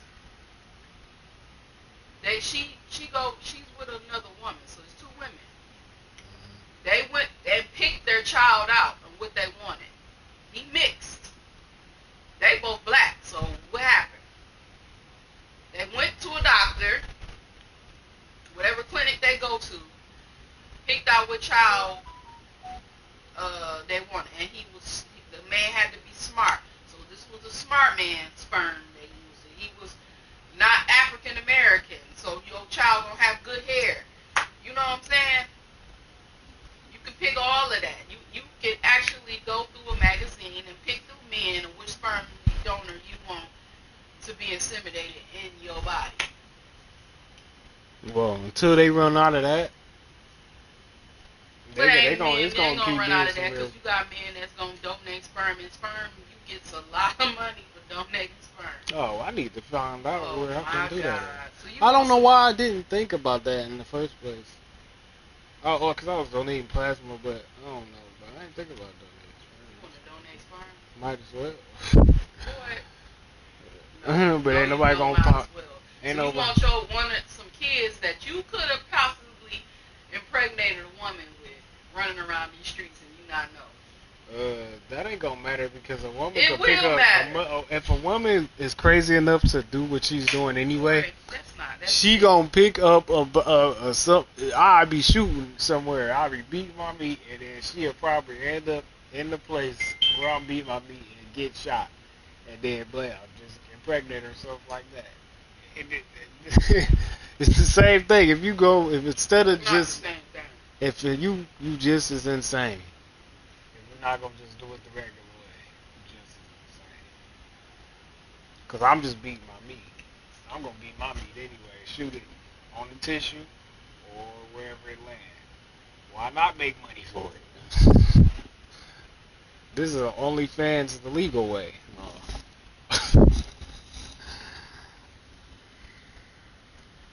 I don't know why I didn't think of that.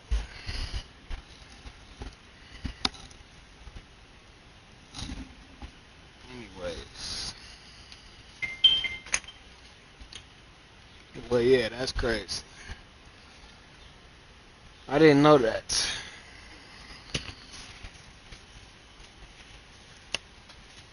I don't know if you noticed that same-sex partners, their baby don't ever look like neither one of them. But where'd that baby come from? It's just duh. So man, either they go to a magazine and pick out what child they want. Whether it be a surrogate or whatever. The woman, she get to pick out which man she wants to mix with her genes that'll come out to the child that she wants to come out.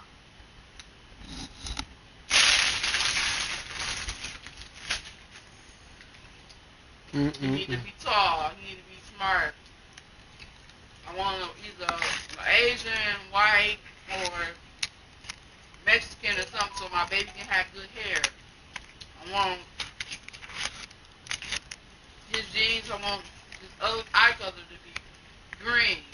You know, all that shit. That's why I say GMO baby. Genetically modified baby. That's crazy. Yeah, that's what it's gonna be. So when they run out of sperm, if like I said, if all dudes are gay, or however it happened, maybe well, if they gay, they can still donate sperm. I don't understand is why. I understand that you want to be that way, but why would you bring a child into that dysfunction? Cause this is Because what they this don't is even what know it who is. to call daddy and who to call mommy. This is the Because thing. both of y'all the same sex. This is the thing. And So I was just. daddy 1 and daddy 2 and mommy 1 and mommy 2. This is the thing. This is what they're trying to do, and they know what they're trying to do. The gay people themselves, they feel ashamed. For them to do all the stuff that they doing, they obviously feel ashamed, and they're trying to justify it when they could simply just call it what it is. 2 plus 2 is 4, not 2. You thought it was 2, oh well. God's not gonna hold that on you, but they just so don't want to even call it what it is that they'll go to the furthest extent to make it seem like it's normal. So they bring a child in the world. They bring a child in the world. And then they even say stupid shit like, what that dude say on that show? He was like, there's like, are you a guy, or are you his mom or are you his dad? And he was like, I'm his parent, and something else he said, some shit like that. That's what they trying to make it like, to where it's like it don't matter. What does the child call you, parent, or do we call you? That's pretty much what he was saying. Daddy 2 or mommy 1 and mommy 2. Mommy 1, I need you. That's pretty much what they were saying. Just call him parent. This is my parent, guardian. So that messes up even more about this. All it does is separate. It makes sex.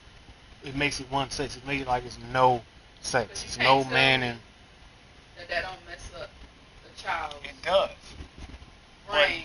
What it by does. Being raised in that type of environment. What it does is it makes them susceptible to whatever delusion that they trying to make it, and that is normal to do either way. They're trying to make it to where the child just automatically. That's why they're putting it in school. Somebody was talking about that, like, why is it they learn about gay stuff in a school when? I mean, if you were a parent, I never paid attention to you it were a because child, they were sleeping so you're in not the supposed same to bedroom together.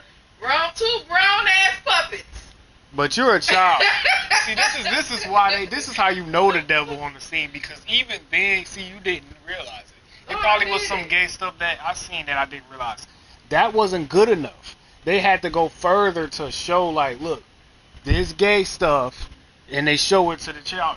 That wasn't even good enough. They had to go further to put it in the schools about LGBT. Like, what does that have to do with education? Because Bert and Ernie wasn't good enough. They're like, oh, they ain't gonna take a bath with their friend when they get older because they think it's gay now. They know it's gay now. We need to get them to understand that gay is normal. So they push it further on the children. Because that wasn't good enough. Child just looking like, oh, they taking a bath together. Yeah, I take a bath with my brother. They don't see that. They don't pay attention. That's the crazy part. Because they were brothers. But they was doing some creepy stuff, but I didn't notice that until as an adult. Because I watched it when I was little. I watched Sesame Street. I like Bert and Ernie. Bert and Ernie was because funny any child can watch it. Any child can watch it and don't be gay. Don't never think nothing of it. They just had seen that and then, oh, well, they was taking shit. They probably figured it out later, just like you did. You ate all yours? Yeah. You greedy? You ate all your friends?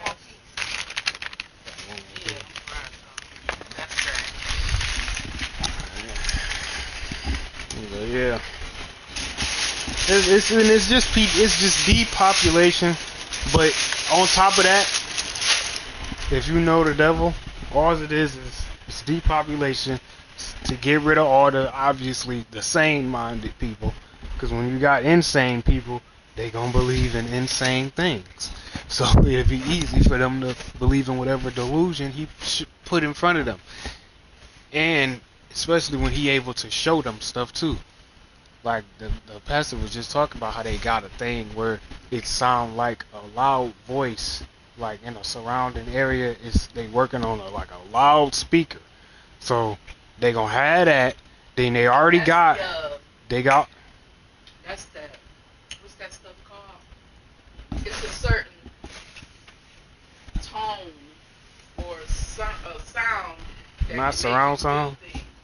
No, like you notice that the music that we listen to, it has a certain.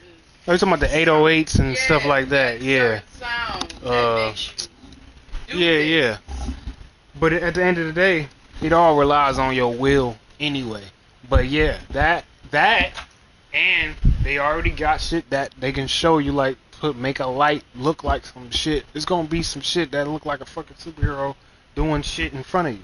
They even got that on the Spider-Man. Remember the one Spider-Man where Spider-Man was literally looked like he was fighting, so he thought he was fighting a big dude. He thought he was fighting him, but it was really just lights.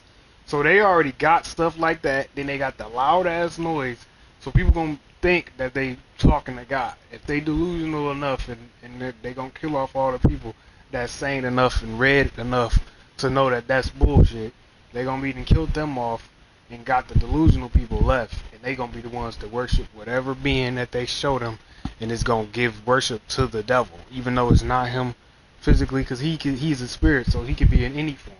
So he can come down in physical form or whatever, as long as he know that they are there gathered for him. That's good enough.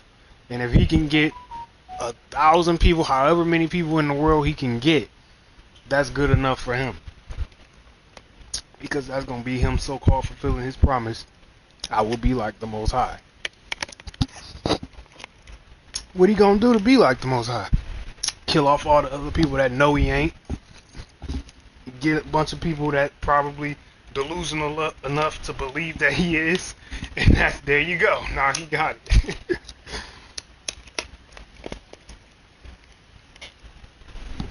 That's all that is.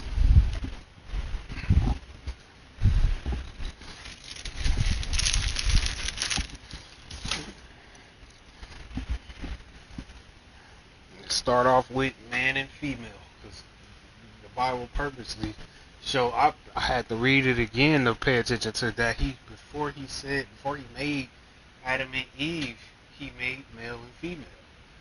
And male first.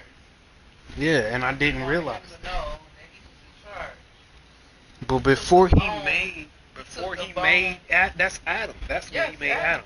Before he made Adam and Eve, he made male and female.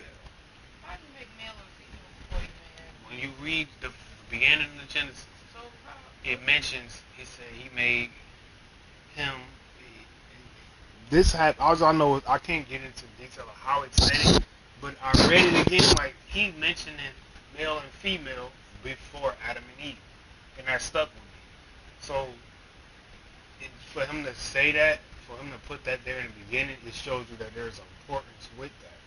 Because then after you already know that he made male and female, then he go on and then show you when he made Adam. There was no humans before he made Adam. I'm about to go to it, because it threw me off too. You talking about the animals? The something. Maybe the actual being of existence itself. Let me see. Yeah, actually, not really. He wanted to create a man because he made all this, and he wasn't lonely for real. Yeah, he wanted somebody to. When you pay attention, what he admired. So it's like that he makes made sense. all these things, the sky, the earth, and all this. But there was spirits there before that he made all that stuff. Yeah, there was spirits, but. So he wasn't alone. He had them. That's why in the beginning he said. Talking about the angels. Yeah. He wanted man. He wanted human. And it wasn't just human. It wasn't just the fact that he wanted human.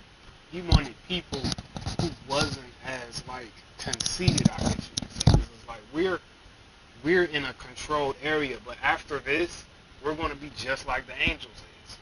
But it's a different pattern. It's like we start off innocent, then we we grow up into what could be God-like sinfulness or whatever, and then he can get us to reconcile and see that that's wrong. But now when you got made differently, they already got everything they need, and then they get into something that's wrong. It's hard to tell them that it's wrong. That's why you end up sending them to hell and calling them fallen angels, because he can't change their mind. He said, yet they didn't repent. He always mentioned after he do a punishment, they didn't repent. That's why they in the position that they are in. It takes a certain mindset for you to still not see that you're wrong. Yeah, repentant heart. He said God's will is that no man perish, but all come to repentance. So, if that's his will, then it makes sense. Come to repentance. Not stop sinning, not live right, blah, blah, but come to repentance. That means if you can't repent, that means you have no conscience, because you can't consider anything. But see, now the devil's so loopholey, the way he trying to loophole shit, the way he got the society, he's trying to loophole it so much to where people can, with their own heart, justify something that's wrong. That's why they say pride. Exactly, pride. That's why they promote pride. Pride, God hates pride. That's the 7 things he hates. The first things he mentioned was pride. So for them to promote it so strong, it's like, what is pride anyway? It's just you justifying something that should be right. Because what reason do you need to justify something that is right already? Like I always say, do you need pride when you're drinking water or eating food? You just do it. So why do you got to take pride in something? That's because you know it's wrong, and you know that you need a agreeing audience to say, yeah, that is right. Yeah, I agree. Yeah, it's right. Yeah, I agree. Because y'all know it's wrong. It's not something that you can just do naturally. Why do you need pride to do it? That goes with anything, period. Saying, oh, I take pride in doing this. What matters more? You taking pride in it or just doing it? Trying to find a part where he mentions male and female. Because this happened before Adam and Eve.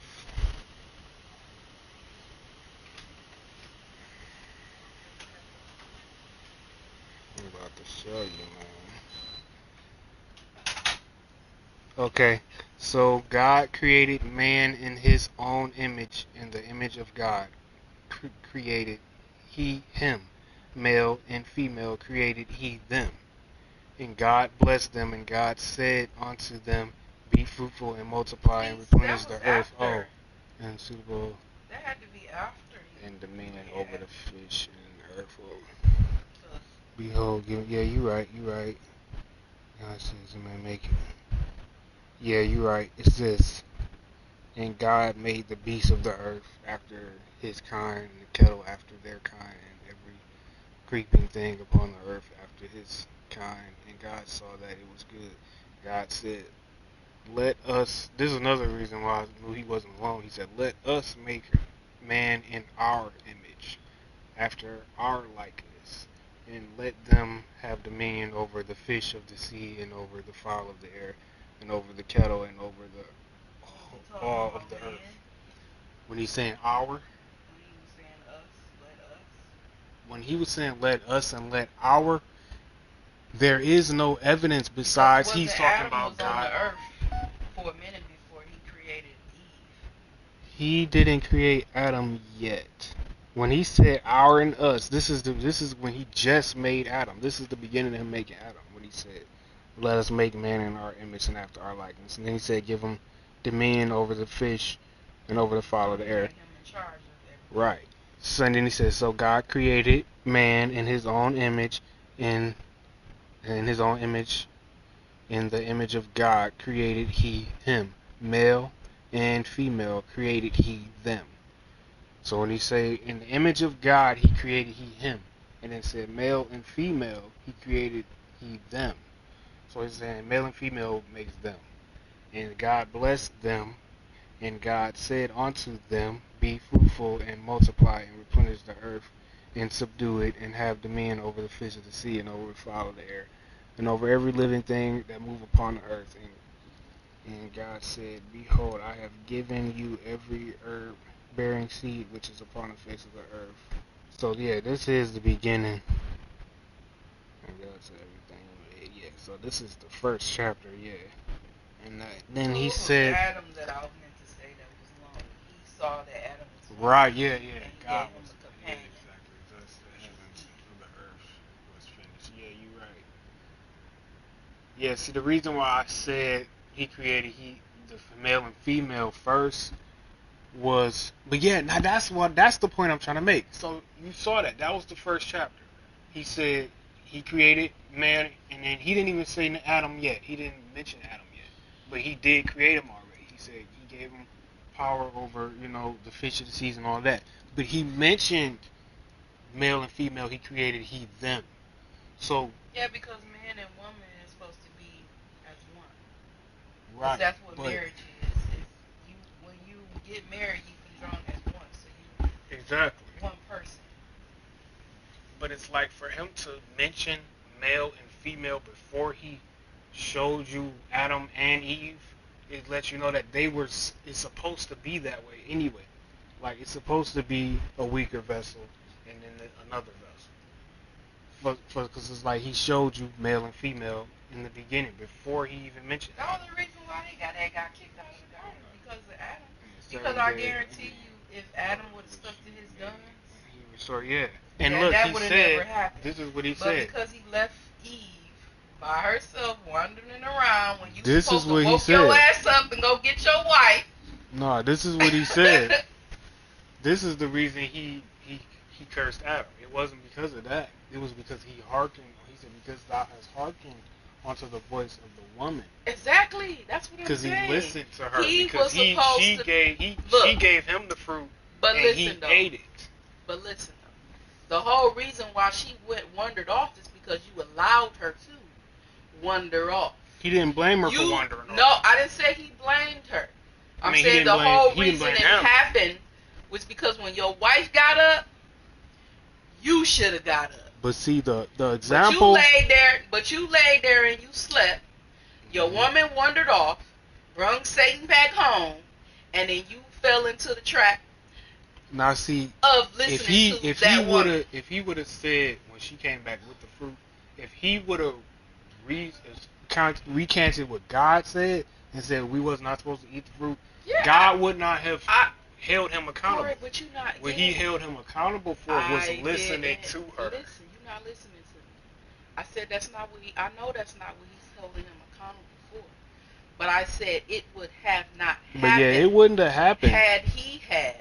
When she got up wandering, you go see what your wife is doing wandering around.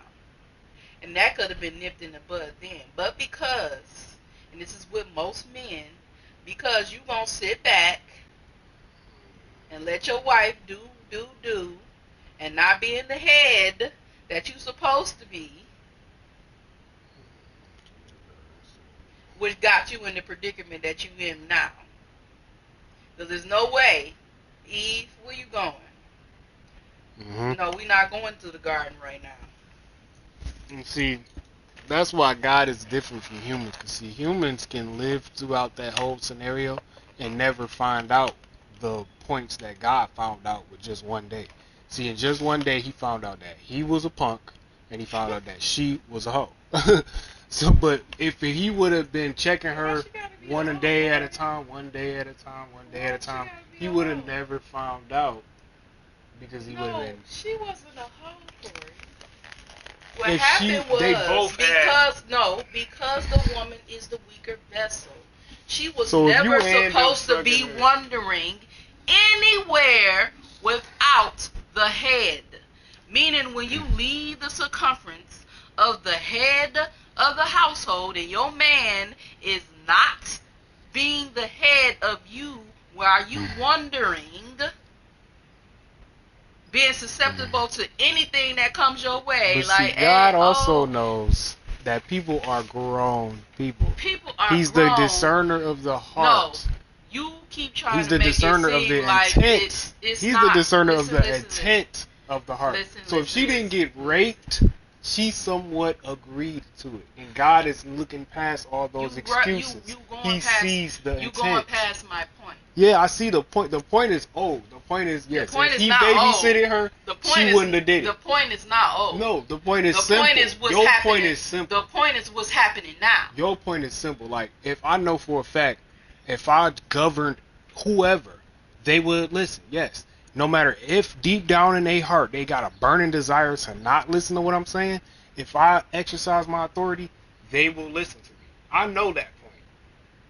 That point is, that's why I said it's history. But what I'm saying is, he's looking past, so what if she don't listen? Like, what if she go off without him anyway? What if he's dead? He's not supposed to allow that. That was never supposed to happen. And that's what I'm trying to get you. My point is what's happening to society now. That same predicament is happening because there's no head. Yeah, if you was the head of what God gave you, He gave you control over Eve. Meaning, she was supposed to leave your presence without you. So if you allowed her to get up while you were sleeping and wonder, and wonder to get seduced by the serpent, which initially got both of y'all caught up. Because you was not there to say, Eve, look, nah, you know that's wrong. Put that shit down and we going back. So Eve, not to say that Eve could have very as well had said that, but you got to understand she is the weaker vessel. He is the head of her. This is the point I'm making. There's no head with her. I understand. You talking about the same point that I already get, which is if you babysit, yes, they will, just like you do a child, because that's obviously a child. If she don't know right from wrong, and you have to, it's not right from wrong. This you not understanding. I'm not talking about right from wrong. I'm talking about God knows that the woman is the weaker vessel. Right. So she is not the one who's supposed to make decisions. The man is supposed to be the one who makes decisions. And because she went out and there was no man, she made a decision and brought it to her husband. And instead of her husband disputing whatever she came back with, he went along with it.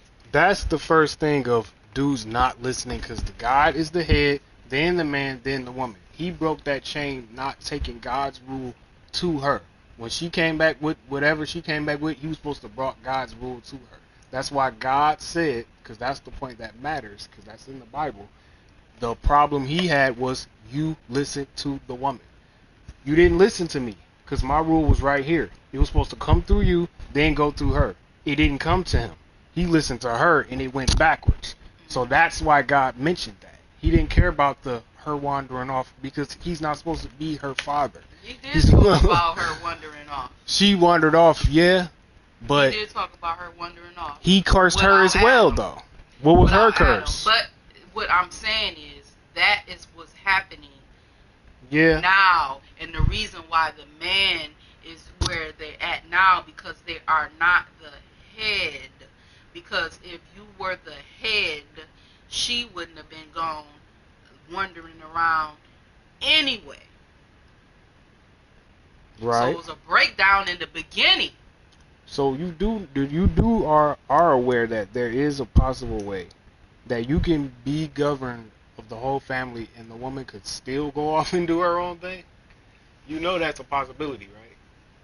Or are you that naive to believe that even if he's working 2 jobs and he tells her, all you gotta do, make sure the kids eat 3 times a day, put them to sleep at 8 or 9, and you can do whatever you want to do in the house while I go and work, because I have to go work. I have to go work to bring back the money. You saying that there is no possible way that anybody on the whole earth could one of those women say, I'm about to go fuck somebody else? That's all I'm saying. That was all I was saying. You was making it seem like it was not possible at all. There is a man that works. Yes, but just because you work doesn't make you a head of a household. A head of a household But that's not the is a person yeah, I get that. Yeah. who puts down the rules. Exactly. And a woman is going to follow those rules. Because But guess what? Those rules came down rules. from God, and it went to you, and it goes to your wife. So putting down rules, You can't just be right? a normal person and think just because I work that a woman's going to That's follow what I'm. me. That's what I'm saying. That doesn't work out. You saying even if you put down the rules, the laws, the belt, the God belt, the hand belt, the foot belt. You telling me that there's not a single woman in this whole world, even after you put down the God belt, the rules, the old law, the new law, that she won't still do her own thing? You telling me there's no woman in the world?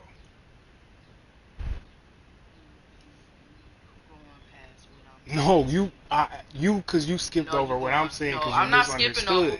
You misunderstood. I didn't say just work. I'm saying all of your points that a man's supposed to do. If a woman, what you think a man's supposed to do. A man that is a head of a household, and he is going by what God tells him to do. He by is being the right. head of the household, and he is right. I guarantee you. I guarantee you. No. Because God, we're not gonna play with God. When a man is a head of a household and he has God ungoverned over his household, you don't allow anything in that household. Okay, nothing's going to break that. Especially if your wife that you married is evenly yoked. Supposed to be. Your wife. Ain't no supposedly because you married her. If your wife, but people marry hoes all the time. You married your husband. Would you listen? But my husband. But yes, that's old news. Yes, if he's doing what he's supposed to do, if he's listening to God, like you're saying and what you're gonna say, if he's listening to God, she's supposed to fall in line. She should. You're saying no matter what. You're saying she don't have a choice at all. She's going to fall in line. That's what you're saying. Cut. That's what you're saying. She's not going to fall in line. No, she's not evenly yoked. That's the point I'm trying to make, but you're not getting in detail of it because you don't want to mention it. No. What? You're not trying to listen to me. If they're evenly yoked. You're not listening. I understand it. Okay, if they're evenly yoked, that is not possibility. That won't happen. That can't break. Because yes, if they're evenly yoked. If he does the right thing. If they're evenly yoked. I'm saying you're telling me there is not a possibility for them to not be evenly yoked. That's what I'm saying. Like a dude can do, but every time I say what if a dude does everything he's supposed to do, you telling me that while he's sleeping and she get up and do her own thing while he's asleep from doing work, she shouldn't even. Is he responsible for her walking out? If you the head.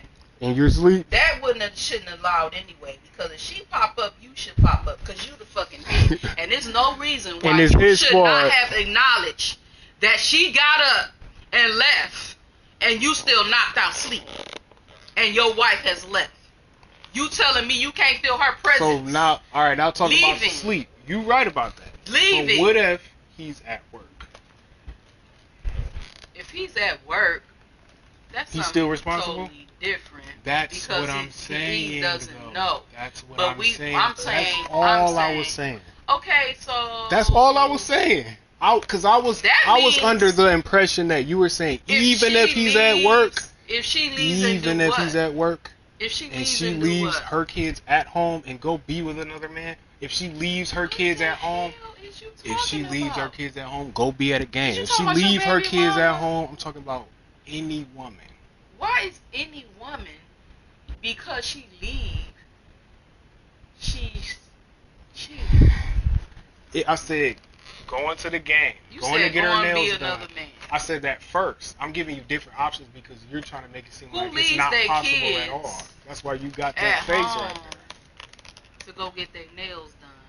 Or to be so pretty much what you're saying is, even if it don't matter what, if a man do what he's supposed to do, a woman will never do something irradical. Never. Look on the news and go on YouTube. If you got, you said, look on the news and go on YouTube. That YouTube was fake. So I'm talking about the news. People actually real. getting their car. Dudes getting killed. Dudes doing what they supposed to do, and the woman kill him. You telling me that that's his fault? Yep. I can't marry and you. I'm gonna tell you. The reason why is because I know the only thing you're saying is you just justifying. Because if you go off and do something, you're gonna make it my fault. Because that's what my baby mama did. No, I'm gonna tell you why. All right, I got one question. Because obviously, if that something like that happens, is because there's a breakdown and where your leadership has failed. The reason why that household is now becoming a chain is loose, where it's broken, where somebody can slip in for that sin to even pop in. Because if you the head and you follow God, and that chain is like this, there's no way that Satan can get in. But if that chain is broken somewhere where you sinning, you not doing what you supposed to do, okay? And it don't have to be about a job. It can be because you're not doing what you're supposed to do as a man and doing and following God's way. Right. Is the reason why that chain is broken. And that way, when a chain is broken, and when there's somewhere where the devil can squeeze in, that's why that happened. And so, yes, that in that instance, I will say yes, it is the man's fault. It's your brother's fault too, then, for her to want a divorce. Is his fault? It was something that was broken in there that he wasn't doing right by God. That's the reason why that chain is broken in there. So even affairs is excusable, right? But even so, Even affairs is excusable? According to God, I'm going to say yes. Yes, according to God.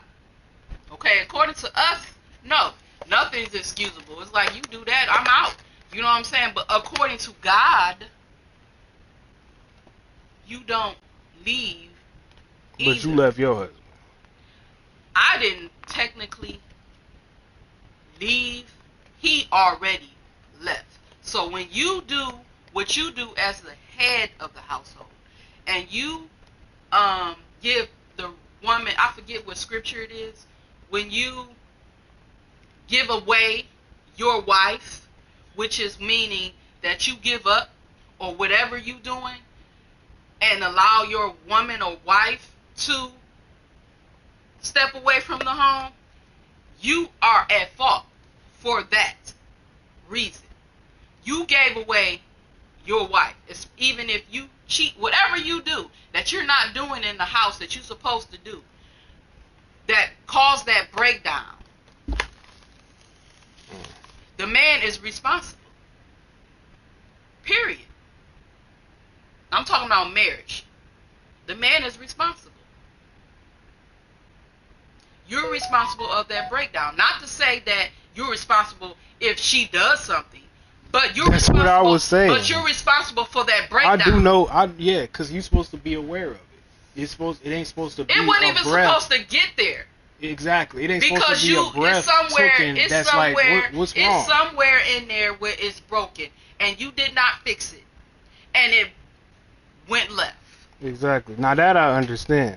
So that's what I'm talking about. I'm not talking about you responsible because she a hoe and she blah blah blah. No, you not. That's you married a woman that's unevenly yoked from the beginning. She was a hoe before you married her.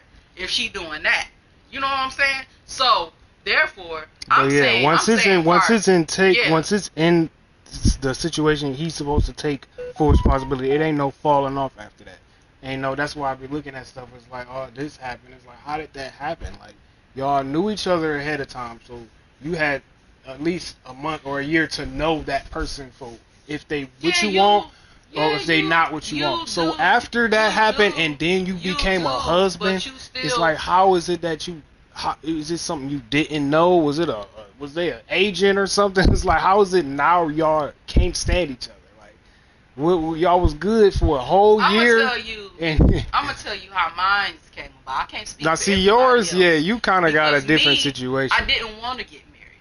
That's first off. That's what you got a different situation. But so mine was. I'm talking about two people who talked all that talk as a boyfriend and girlfriend, and then get married, and then the whole oh, he not doing this, and it was like, damn, like y'all didn't get no signs at all. I think it's if the relationship wasn't established in the beginning, because if y'all both established in the beginning, both exactly. are into something, if y'all not into each other and you into your own selfish reasons, is a reason why that happens. And see, because this is you the could thing, be, bro. he Even ain't if got it no is, money now, he did have money right, then, and but now see, he ain't and got this no is the money and thing. I'm gone. Exactly. He this and he that, or she this or she But that, see, and even now that, I'm gone. exactly. But if y'all were intent to always work together, even though this happened, that happened, I ain't got this, you got my back on this, I got your back on this. If you can't keep that right here in a relationship,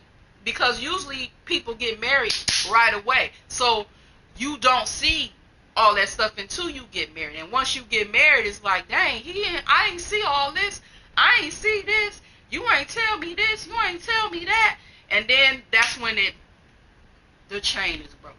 Because you don't even know the person y'all in the honeymoon stage anyway. It's like y'all having sex and blah blah blah. That's a honeymoon stage. Until something happens, when major stuff happens, that's when you know when y'all could be up together. And this is why I say what I'm about to say. But before I say that, the reason why I say what I'm about to say is because of kids, children. What are you going to tell your daughter? What are you going to tell your son? Do you even care what you're going to tell your son? Do you even care what you're going to tell your daughter?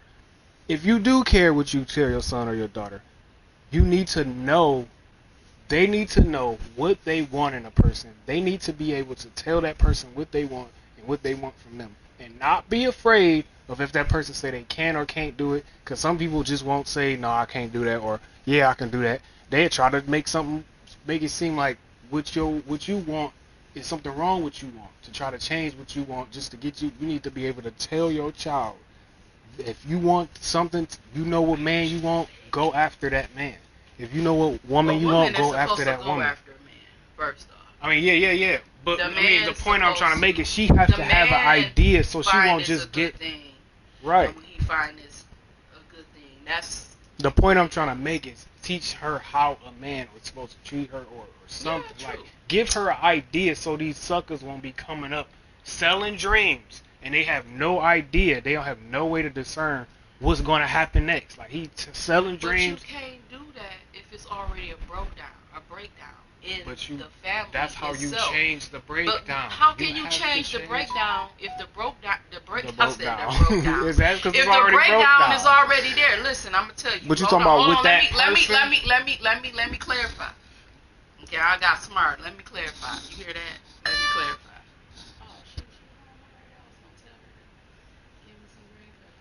But anyways, let me clarify. I'm going to put I can't speak for everybody. I'm going to say my household. Okay? I never know my father. Okay? My oldest brother, the oldest brother of the family, he don't know his father. Okay?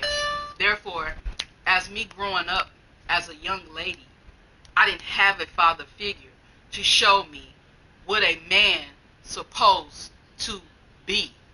For me, when man does choose me, that I can tell, okay, yeah, that's the man, because my father showed me that this is how a man's supposed to treat you, and this is what he's supposed to do. So you saying, and if he can't do that, then that's not the one for you. I didn't have that for me. So I only can go by what my mom done. Right. And but you she still had multiple men.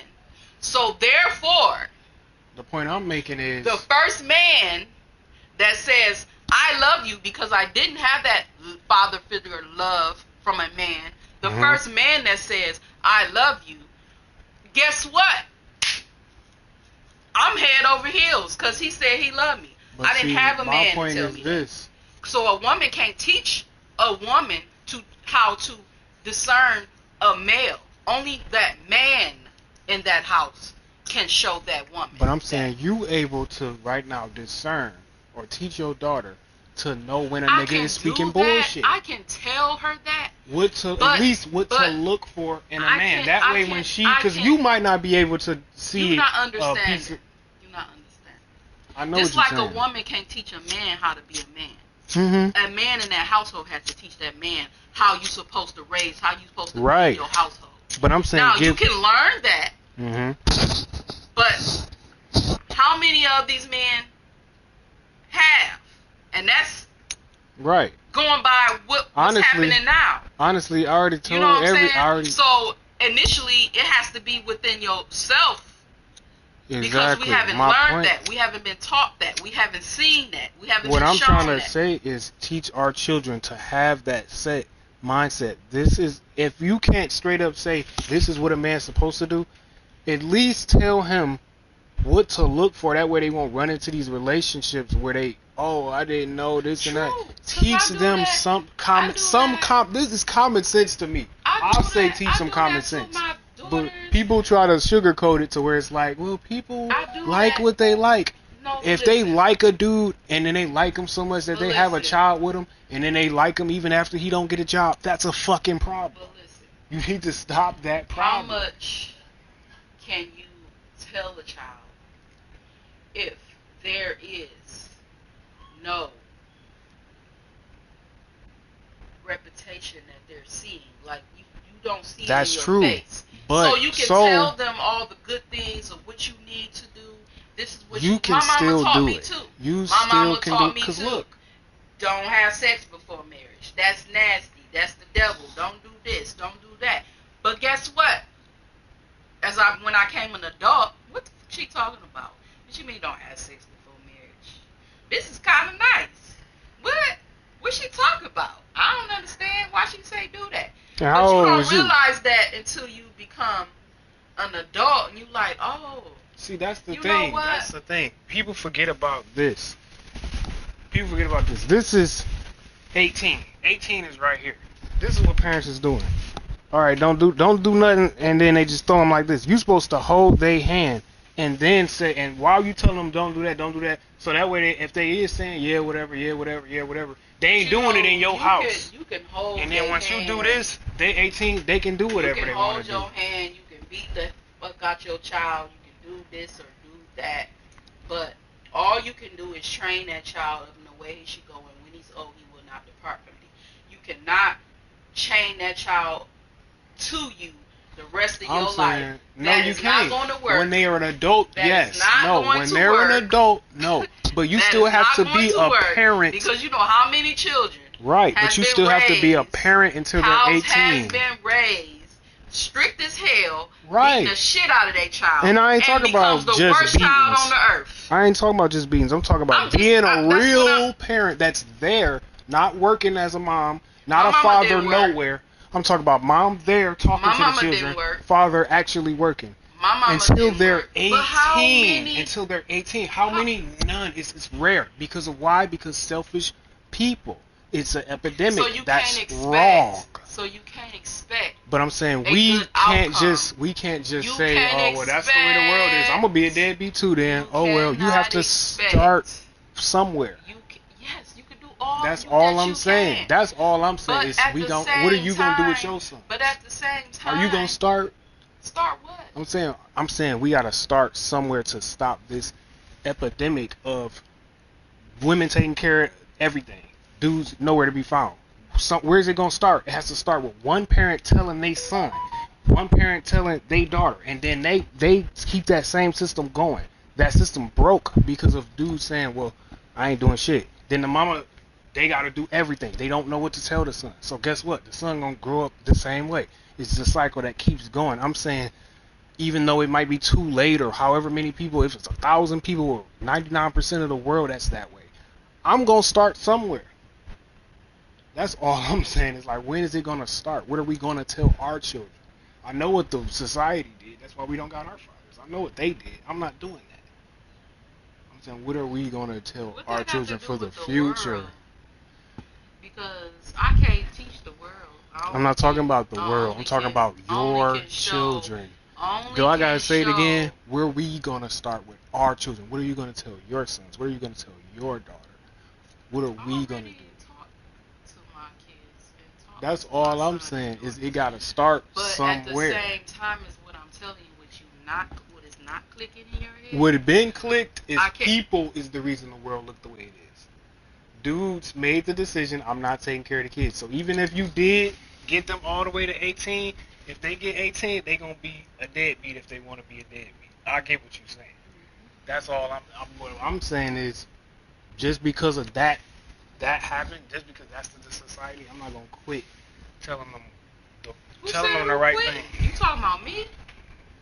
I ain't saying that. I'm just saying I'm not. Not with my boys, because the boys is where it start. Is the men, bro. In these 1960s and younger generations. I mean, what do you see? That's why our fathers is not here, because of that type of parenting.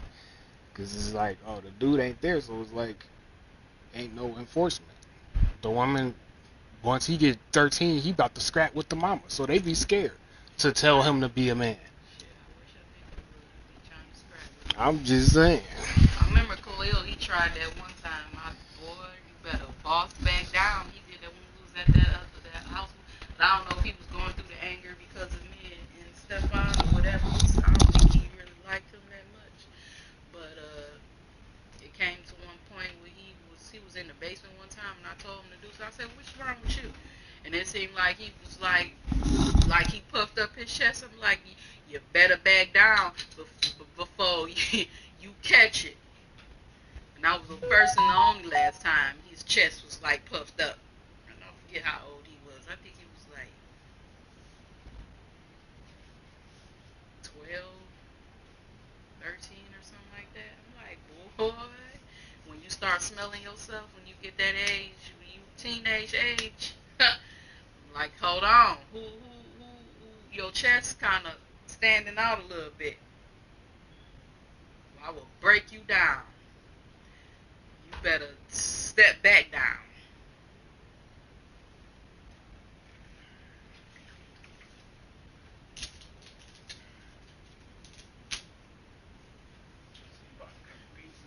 Yeah.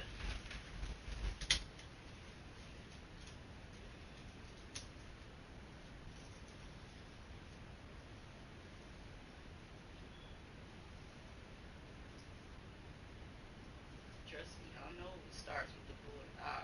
That's why I try to talk to him all the time. Like, you need to spend time with the boys before they get too old. And you need to teach them how to be men. I can't teach them how to be men. I only can teach them what I think a man's supposed to think like, or what I think a man's supposed to be. I'm not a man, so I can't teach them. You know what the crazy I part only can is? show You them. can. I cannot teach right. a boy how to be a man because I'm not a man. But you know what I it takes, can tell them what I think a man's supposed to do, or what he should think like, or what he should be like, because I'm not a man myself. I don't know what a man goes through. I don't know none of that stuff. I don't know that. You know a man's supposed to be responsible. I know a man's supposed to be responsible. Yes, I know that. I'm saying you still cannot. A woman cannot teach a man how to be a man. She can only teach a man how to teach him how she is, how strong she is. That's how far we can go with that. A simple one that because would go a long way.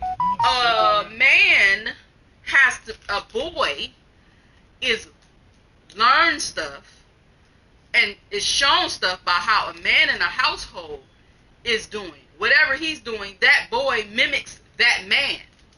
But if there's no man in the house for them to mimic from, what are they going to be like? Emotional, like a woman is. Weak, like a woman is. Because that's what I learned from. That's what I see. You can tell them all day and say this is that. But what I see is feminine ways. And a lot of males that are gay come from households, from single moms. And what the point I'm making is, I'm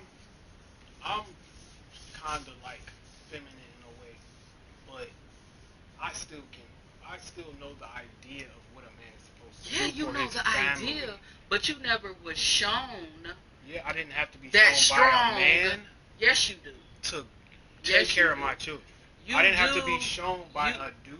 You know that I have to be responsible need for my that children. backbone on a man supposed to be that helpful, strong figure it and not be helpful, but the reason and not reason these dudes, having female ways, because if you have female ways, that kind of trickles in, and you start to be, you're not that strong man. You weaken, and a woman's wrong, weak. You a man. But see, the thing is, even with the women being feminine, they still doing their responsibility. That's another excuse for men. A lot of men make that same excuse, and there was another dude talking about that. I ain't giving nobody an excuse. No. It's, I know you're not giving them it, but that is an excuse that's out there that the women can't. A dude knows what he's supposed to do. You can't be 30-something years old sitting in your mama house talking about, oh man, my father never raised me. Nigga, you know you're supposed to be responsible for yourself at least. A 2-year-old mama can teach their son, at least be responsible for yourself. What do you mean? Food, clothes, shelter. Do that one task. I don't have to teach you about women and this and that. Do that one task, and that's it. And what you see, the difference that one task did with all these dudes who probably tried to get taught game, like had this dude talk to him and that dude talk to him, when they could have just taught him one simple thing: be responsible for yourself at least. That's the first thing. Then later on in life, teach them, okay, now be responsible for the people you keep around you, your girl, your friends, the babies you make. Be responsible for that's stage 2, but at least teach them stage 1. Be responsible for yourself. What do you mean? Food, clothes, shelter. See if you can make that happen. See if you can come here one day and be like, oh, I don't need you to do this for me. I don't need you to do that. That's stage 1. If women can at least teach them stage 1, that them dudes raised by women will be shooting past these dudes raised by their fathers, even raised by their fathers, that still decided, I'm not about to be responsible. Because it's like it all comes down to what I'm trying to tell you. Their decision to not be responsible, to not do what they know is right. It's considerate and inconsiderate. Once you get presented with a situation, you are forced to make a decision. If you have a baby, you have the choice to keep it or take care of it. People are making the choice not to. It's not because their fathers wasn't there to teach them how. It's because they said no. That's all it is. I won't say that it is the main reason why they not doing. Oh, yeah, I know that's one of the excuses. Some of the mental you're right. aspect of you're it definitely comes right. from Some of it, how you was raised. You're definitely a lot right. of stuff, it's 60%. It's 70%. Really. A lot of your mentality comes from how you were raised. So you can feel a certain way. Like, I don't hug my children. I'm not really affectionate to my children like Anita is to her children or her family, because I wasn't raised that way. My mom never gave me hugs. I didn't hug my family. We never gave hugs. So as I got older, you know, my daughter, she was like, you don't give us hugs. You don't never. And I'm saying, I feel bad because it's like, I wasn't raised that way. So it's like, it's hard for me to be that affectionate because I wasn't raised in a household or a family that was affectionate, that gave hugs and kisses and, hey, I love you, blah, blah, blah. I didn't do that. But I showed love in other ways, and those are ways that I knew how to do it, was to show you love. I make sure you were taken care of. I make sure you fed. I make sure you clothed. I make sure anything you wanted, you if I say I got it, I got it. You know what I'm saying? Those were the ways I knew how to show love. I didn't know the other ways because I wasn't raised that way. Honestly, so your mentality kind of is your personality. Right. You're right. You were saying was, the mom, or pretty much the one that's around you the most time, you end up picking up on their ways. So yeah, because I'm the same way. So like, which transferred to my children. So my children is not for Gracie. Now Gracie, she'll give anybody a hug because she just that lovey-dovey. But Shabri, she don't be affectionate to anybody. Khalil is standoffish to people, and I wouldn't say it's my fault, but how they were raised, because how I am to others is pretty much kind of how everybody else is. They don't, they're not gonna give you a hug unless you ask for one. That's because they was with you all the time. So I'm not. Maybe if he was I don't know if that's a bad thing. No, that's actually okay.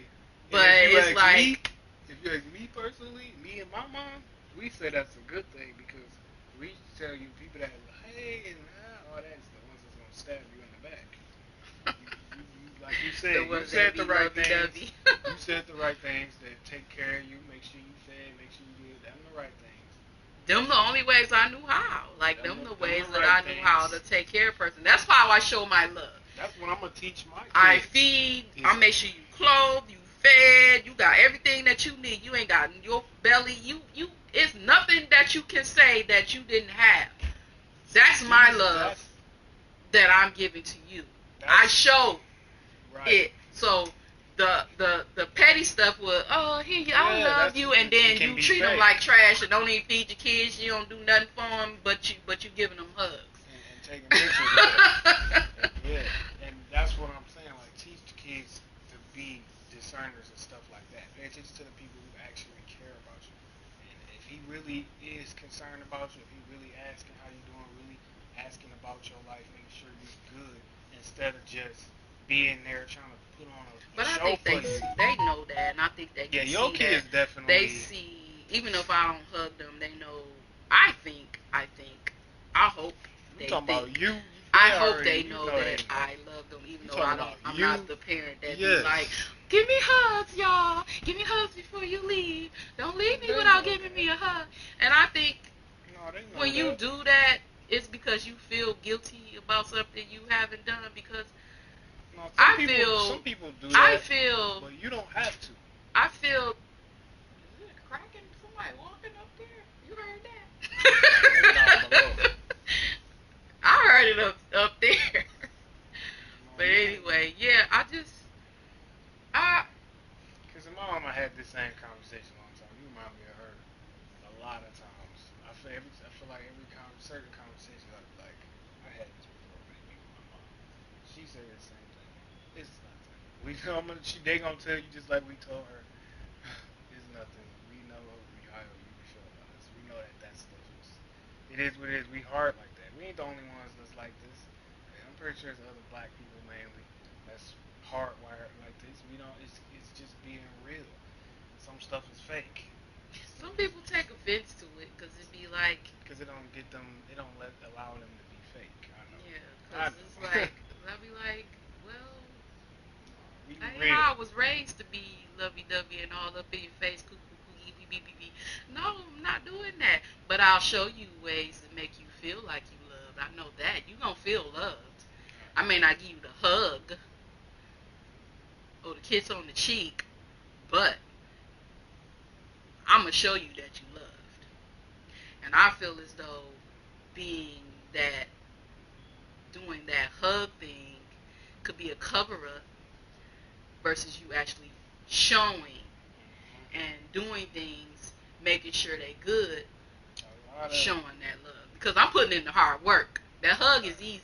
I'm putting in the hard work. I'm talking to you, making sure you, hey, this, that, tell you everything, blah, blah, blah, blah. Don't do this, do that, blah, blah, blah, blah. Get that done, do that, blah, blah, blah, blah, blah. Feed you, clothe you, all that. I put in the hard work. You ain't getting the hugs, but I'm putting in that work. see the devil, that medium between the hugs, love, and the hard work, and you know what I'm saying, all that stuff you mentioned. That medium is what the devil feed off of. He like it when people rely on the hugs and the soft stuff. That's why he can slip in a little nice. Or if they being mean, if they trying to teach you, or they just judging you. They don't care about you. They just judging you. You do what you want to do. That's what the devil feed off of. He's that person. And like, why you telling them this because you care about them? Don't do this because you care about them. Because you love them. Really, and you know what's best for them. The devil rely on them to be like, oh, she just being mean. She's being this way. That's what the devil is relying on now with the situation we was talking about in the beginning, with the lesbians and the gay stuff. It's love. All they just want to do what they want to do. Don't listen to those people saying that, knowing that it's genocide in the long run.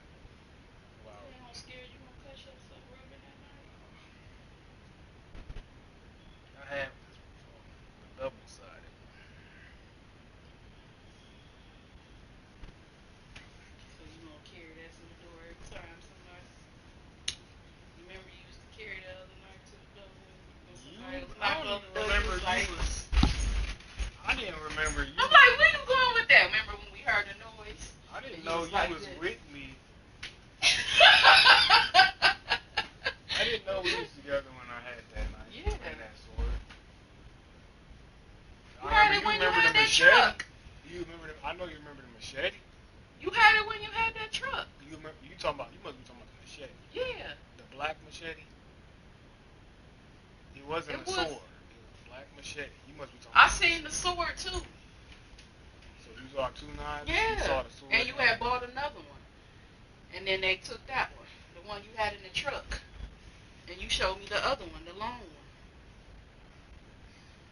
Yeah, I remember. I swear that was some time ago. I forget what happened to the long one, but I know you had bought another one. Because that was one that was in the truck that the policeman raided us took. Because they didn't take, I don't remember them taking that either. I mean, unless they took the sword that time. Because the they only took time they it took my machete was when they raided my apartment. When they went to my apartment, they took my video game and the letter and all that weird stuff. That sword you had when you was at the apartment. Because you had a one when we was at the apartment. That's the one you had at the apartment. The other one, the other sword, they took that because you had it in your trunk. You basically had everything in the trunk. Because when you had that, what happened? It broke down or whatever. You had to leave everything. So maybe that's what happened to the sword. Maybe they didn't take it. They probably did take it. If I had it, because I remember you saying they took it. If it was in the truck, because I don't remember what happened to that sword. I don't remember, so it probably was. Because I remember you telling me something like they took my sword. I'm like, what? So that's why I said that day that they raided us, that day they had the light all in our face. Yeah, that was what the hell? It was like, what's that down there? Is that a flash? I'm like, Corey, I'm gonna be your ass. Got the flash sitting out. I'm like, no, I wasn't drinking it. It was just down there. I didn't even know that was down there. He was like, oh, no, you okay, you okay. Anything in here? They was all in that truck. Because you made that sneaky turn.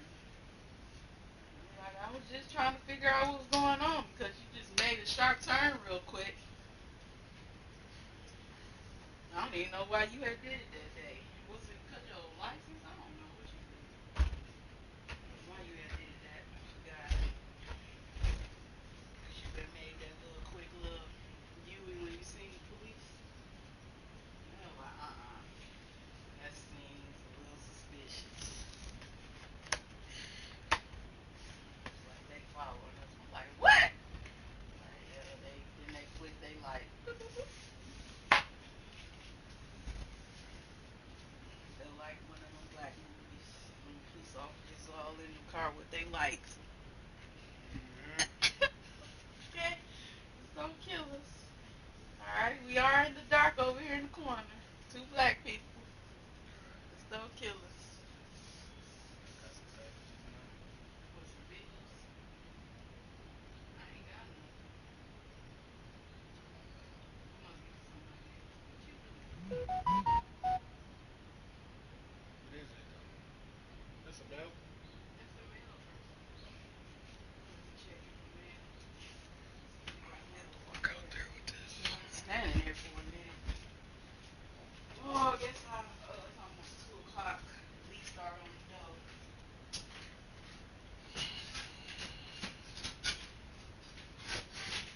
Huh? Huh? I ain't say nothing.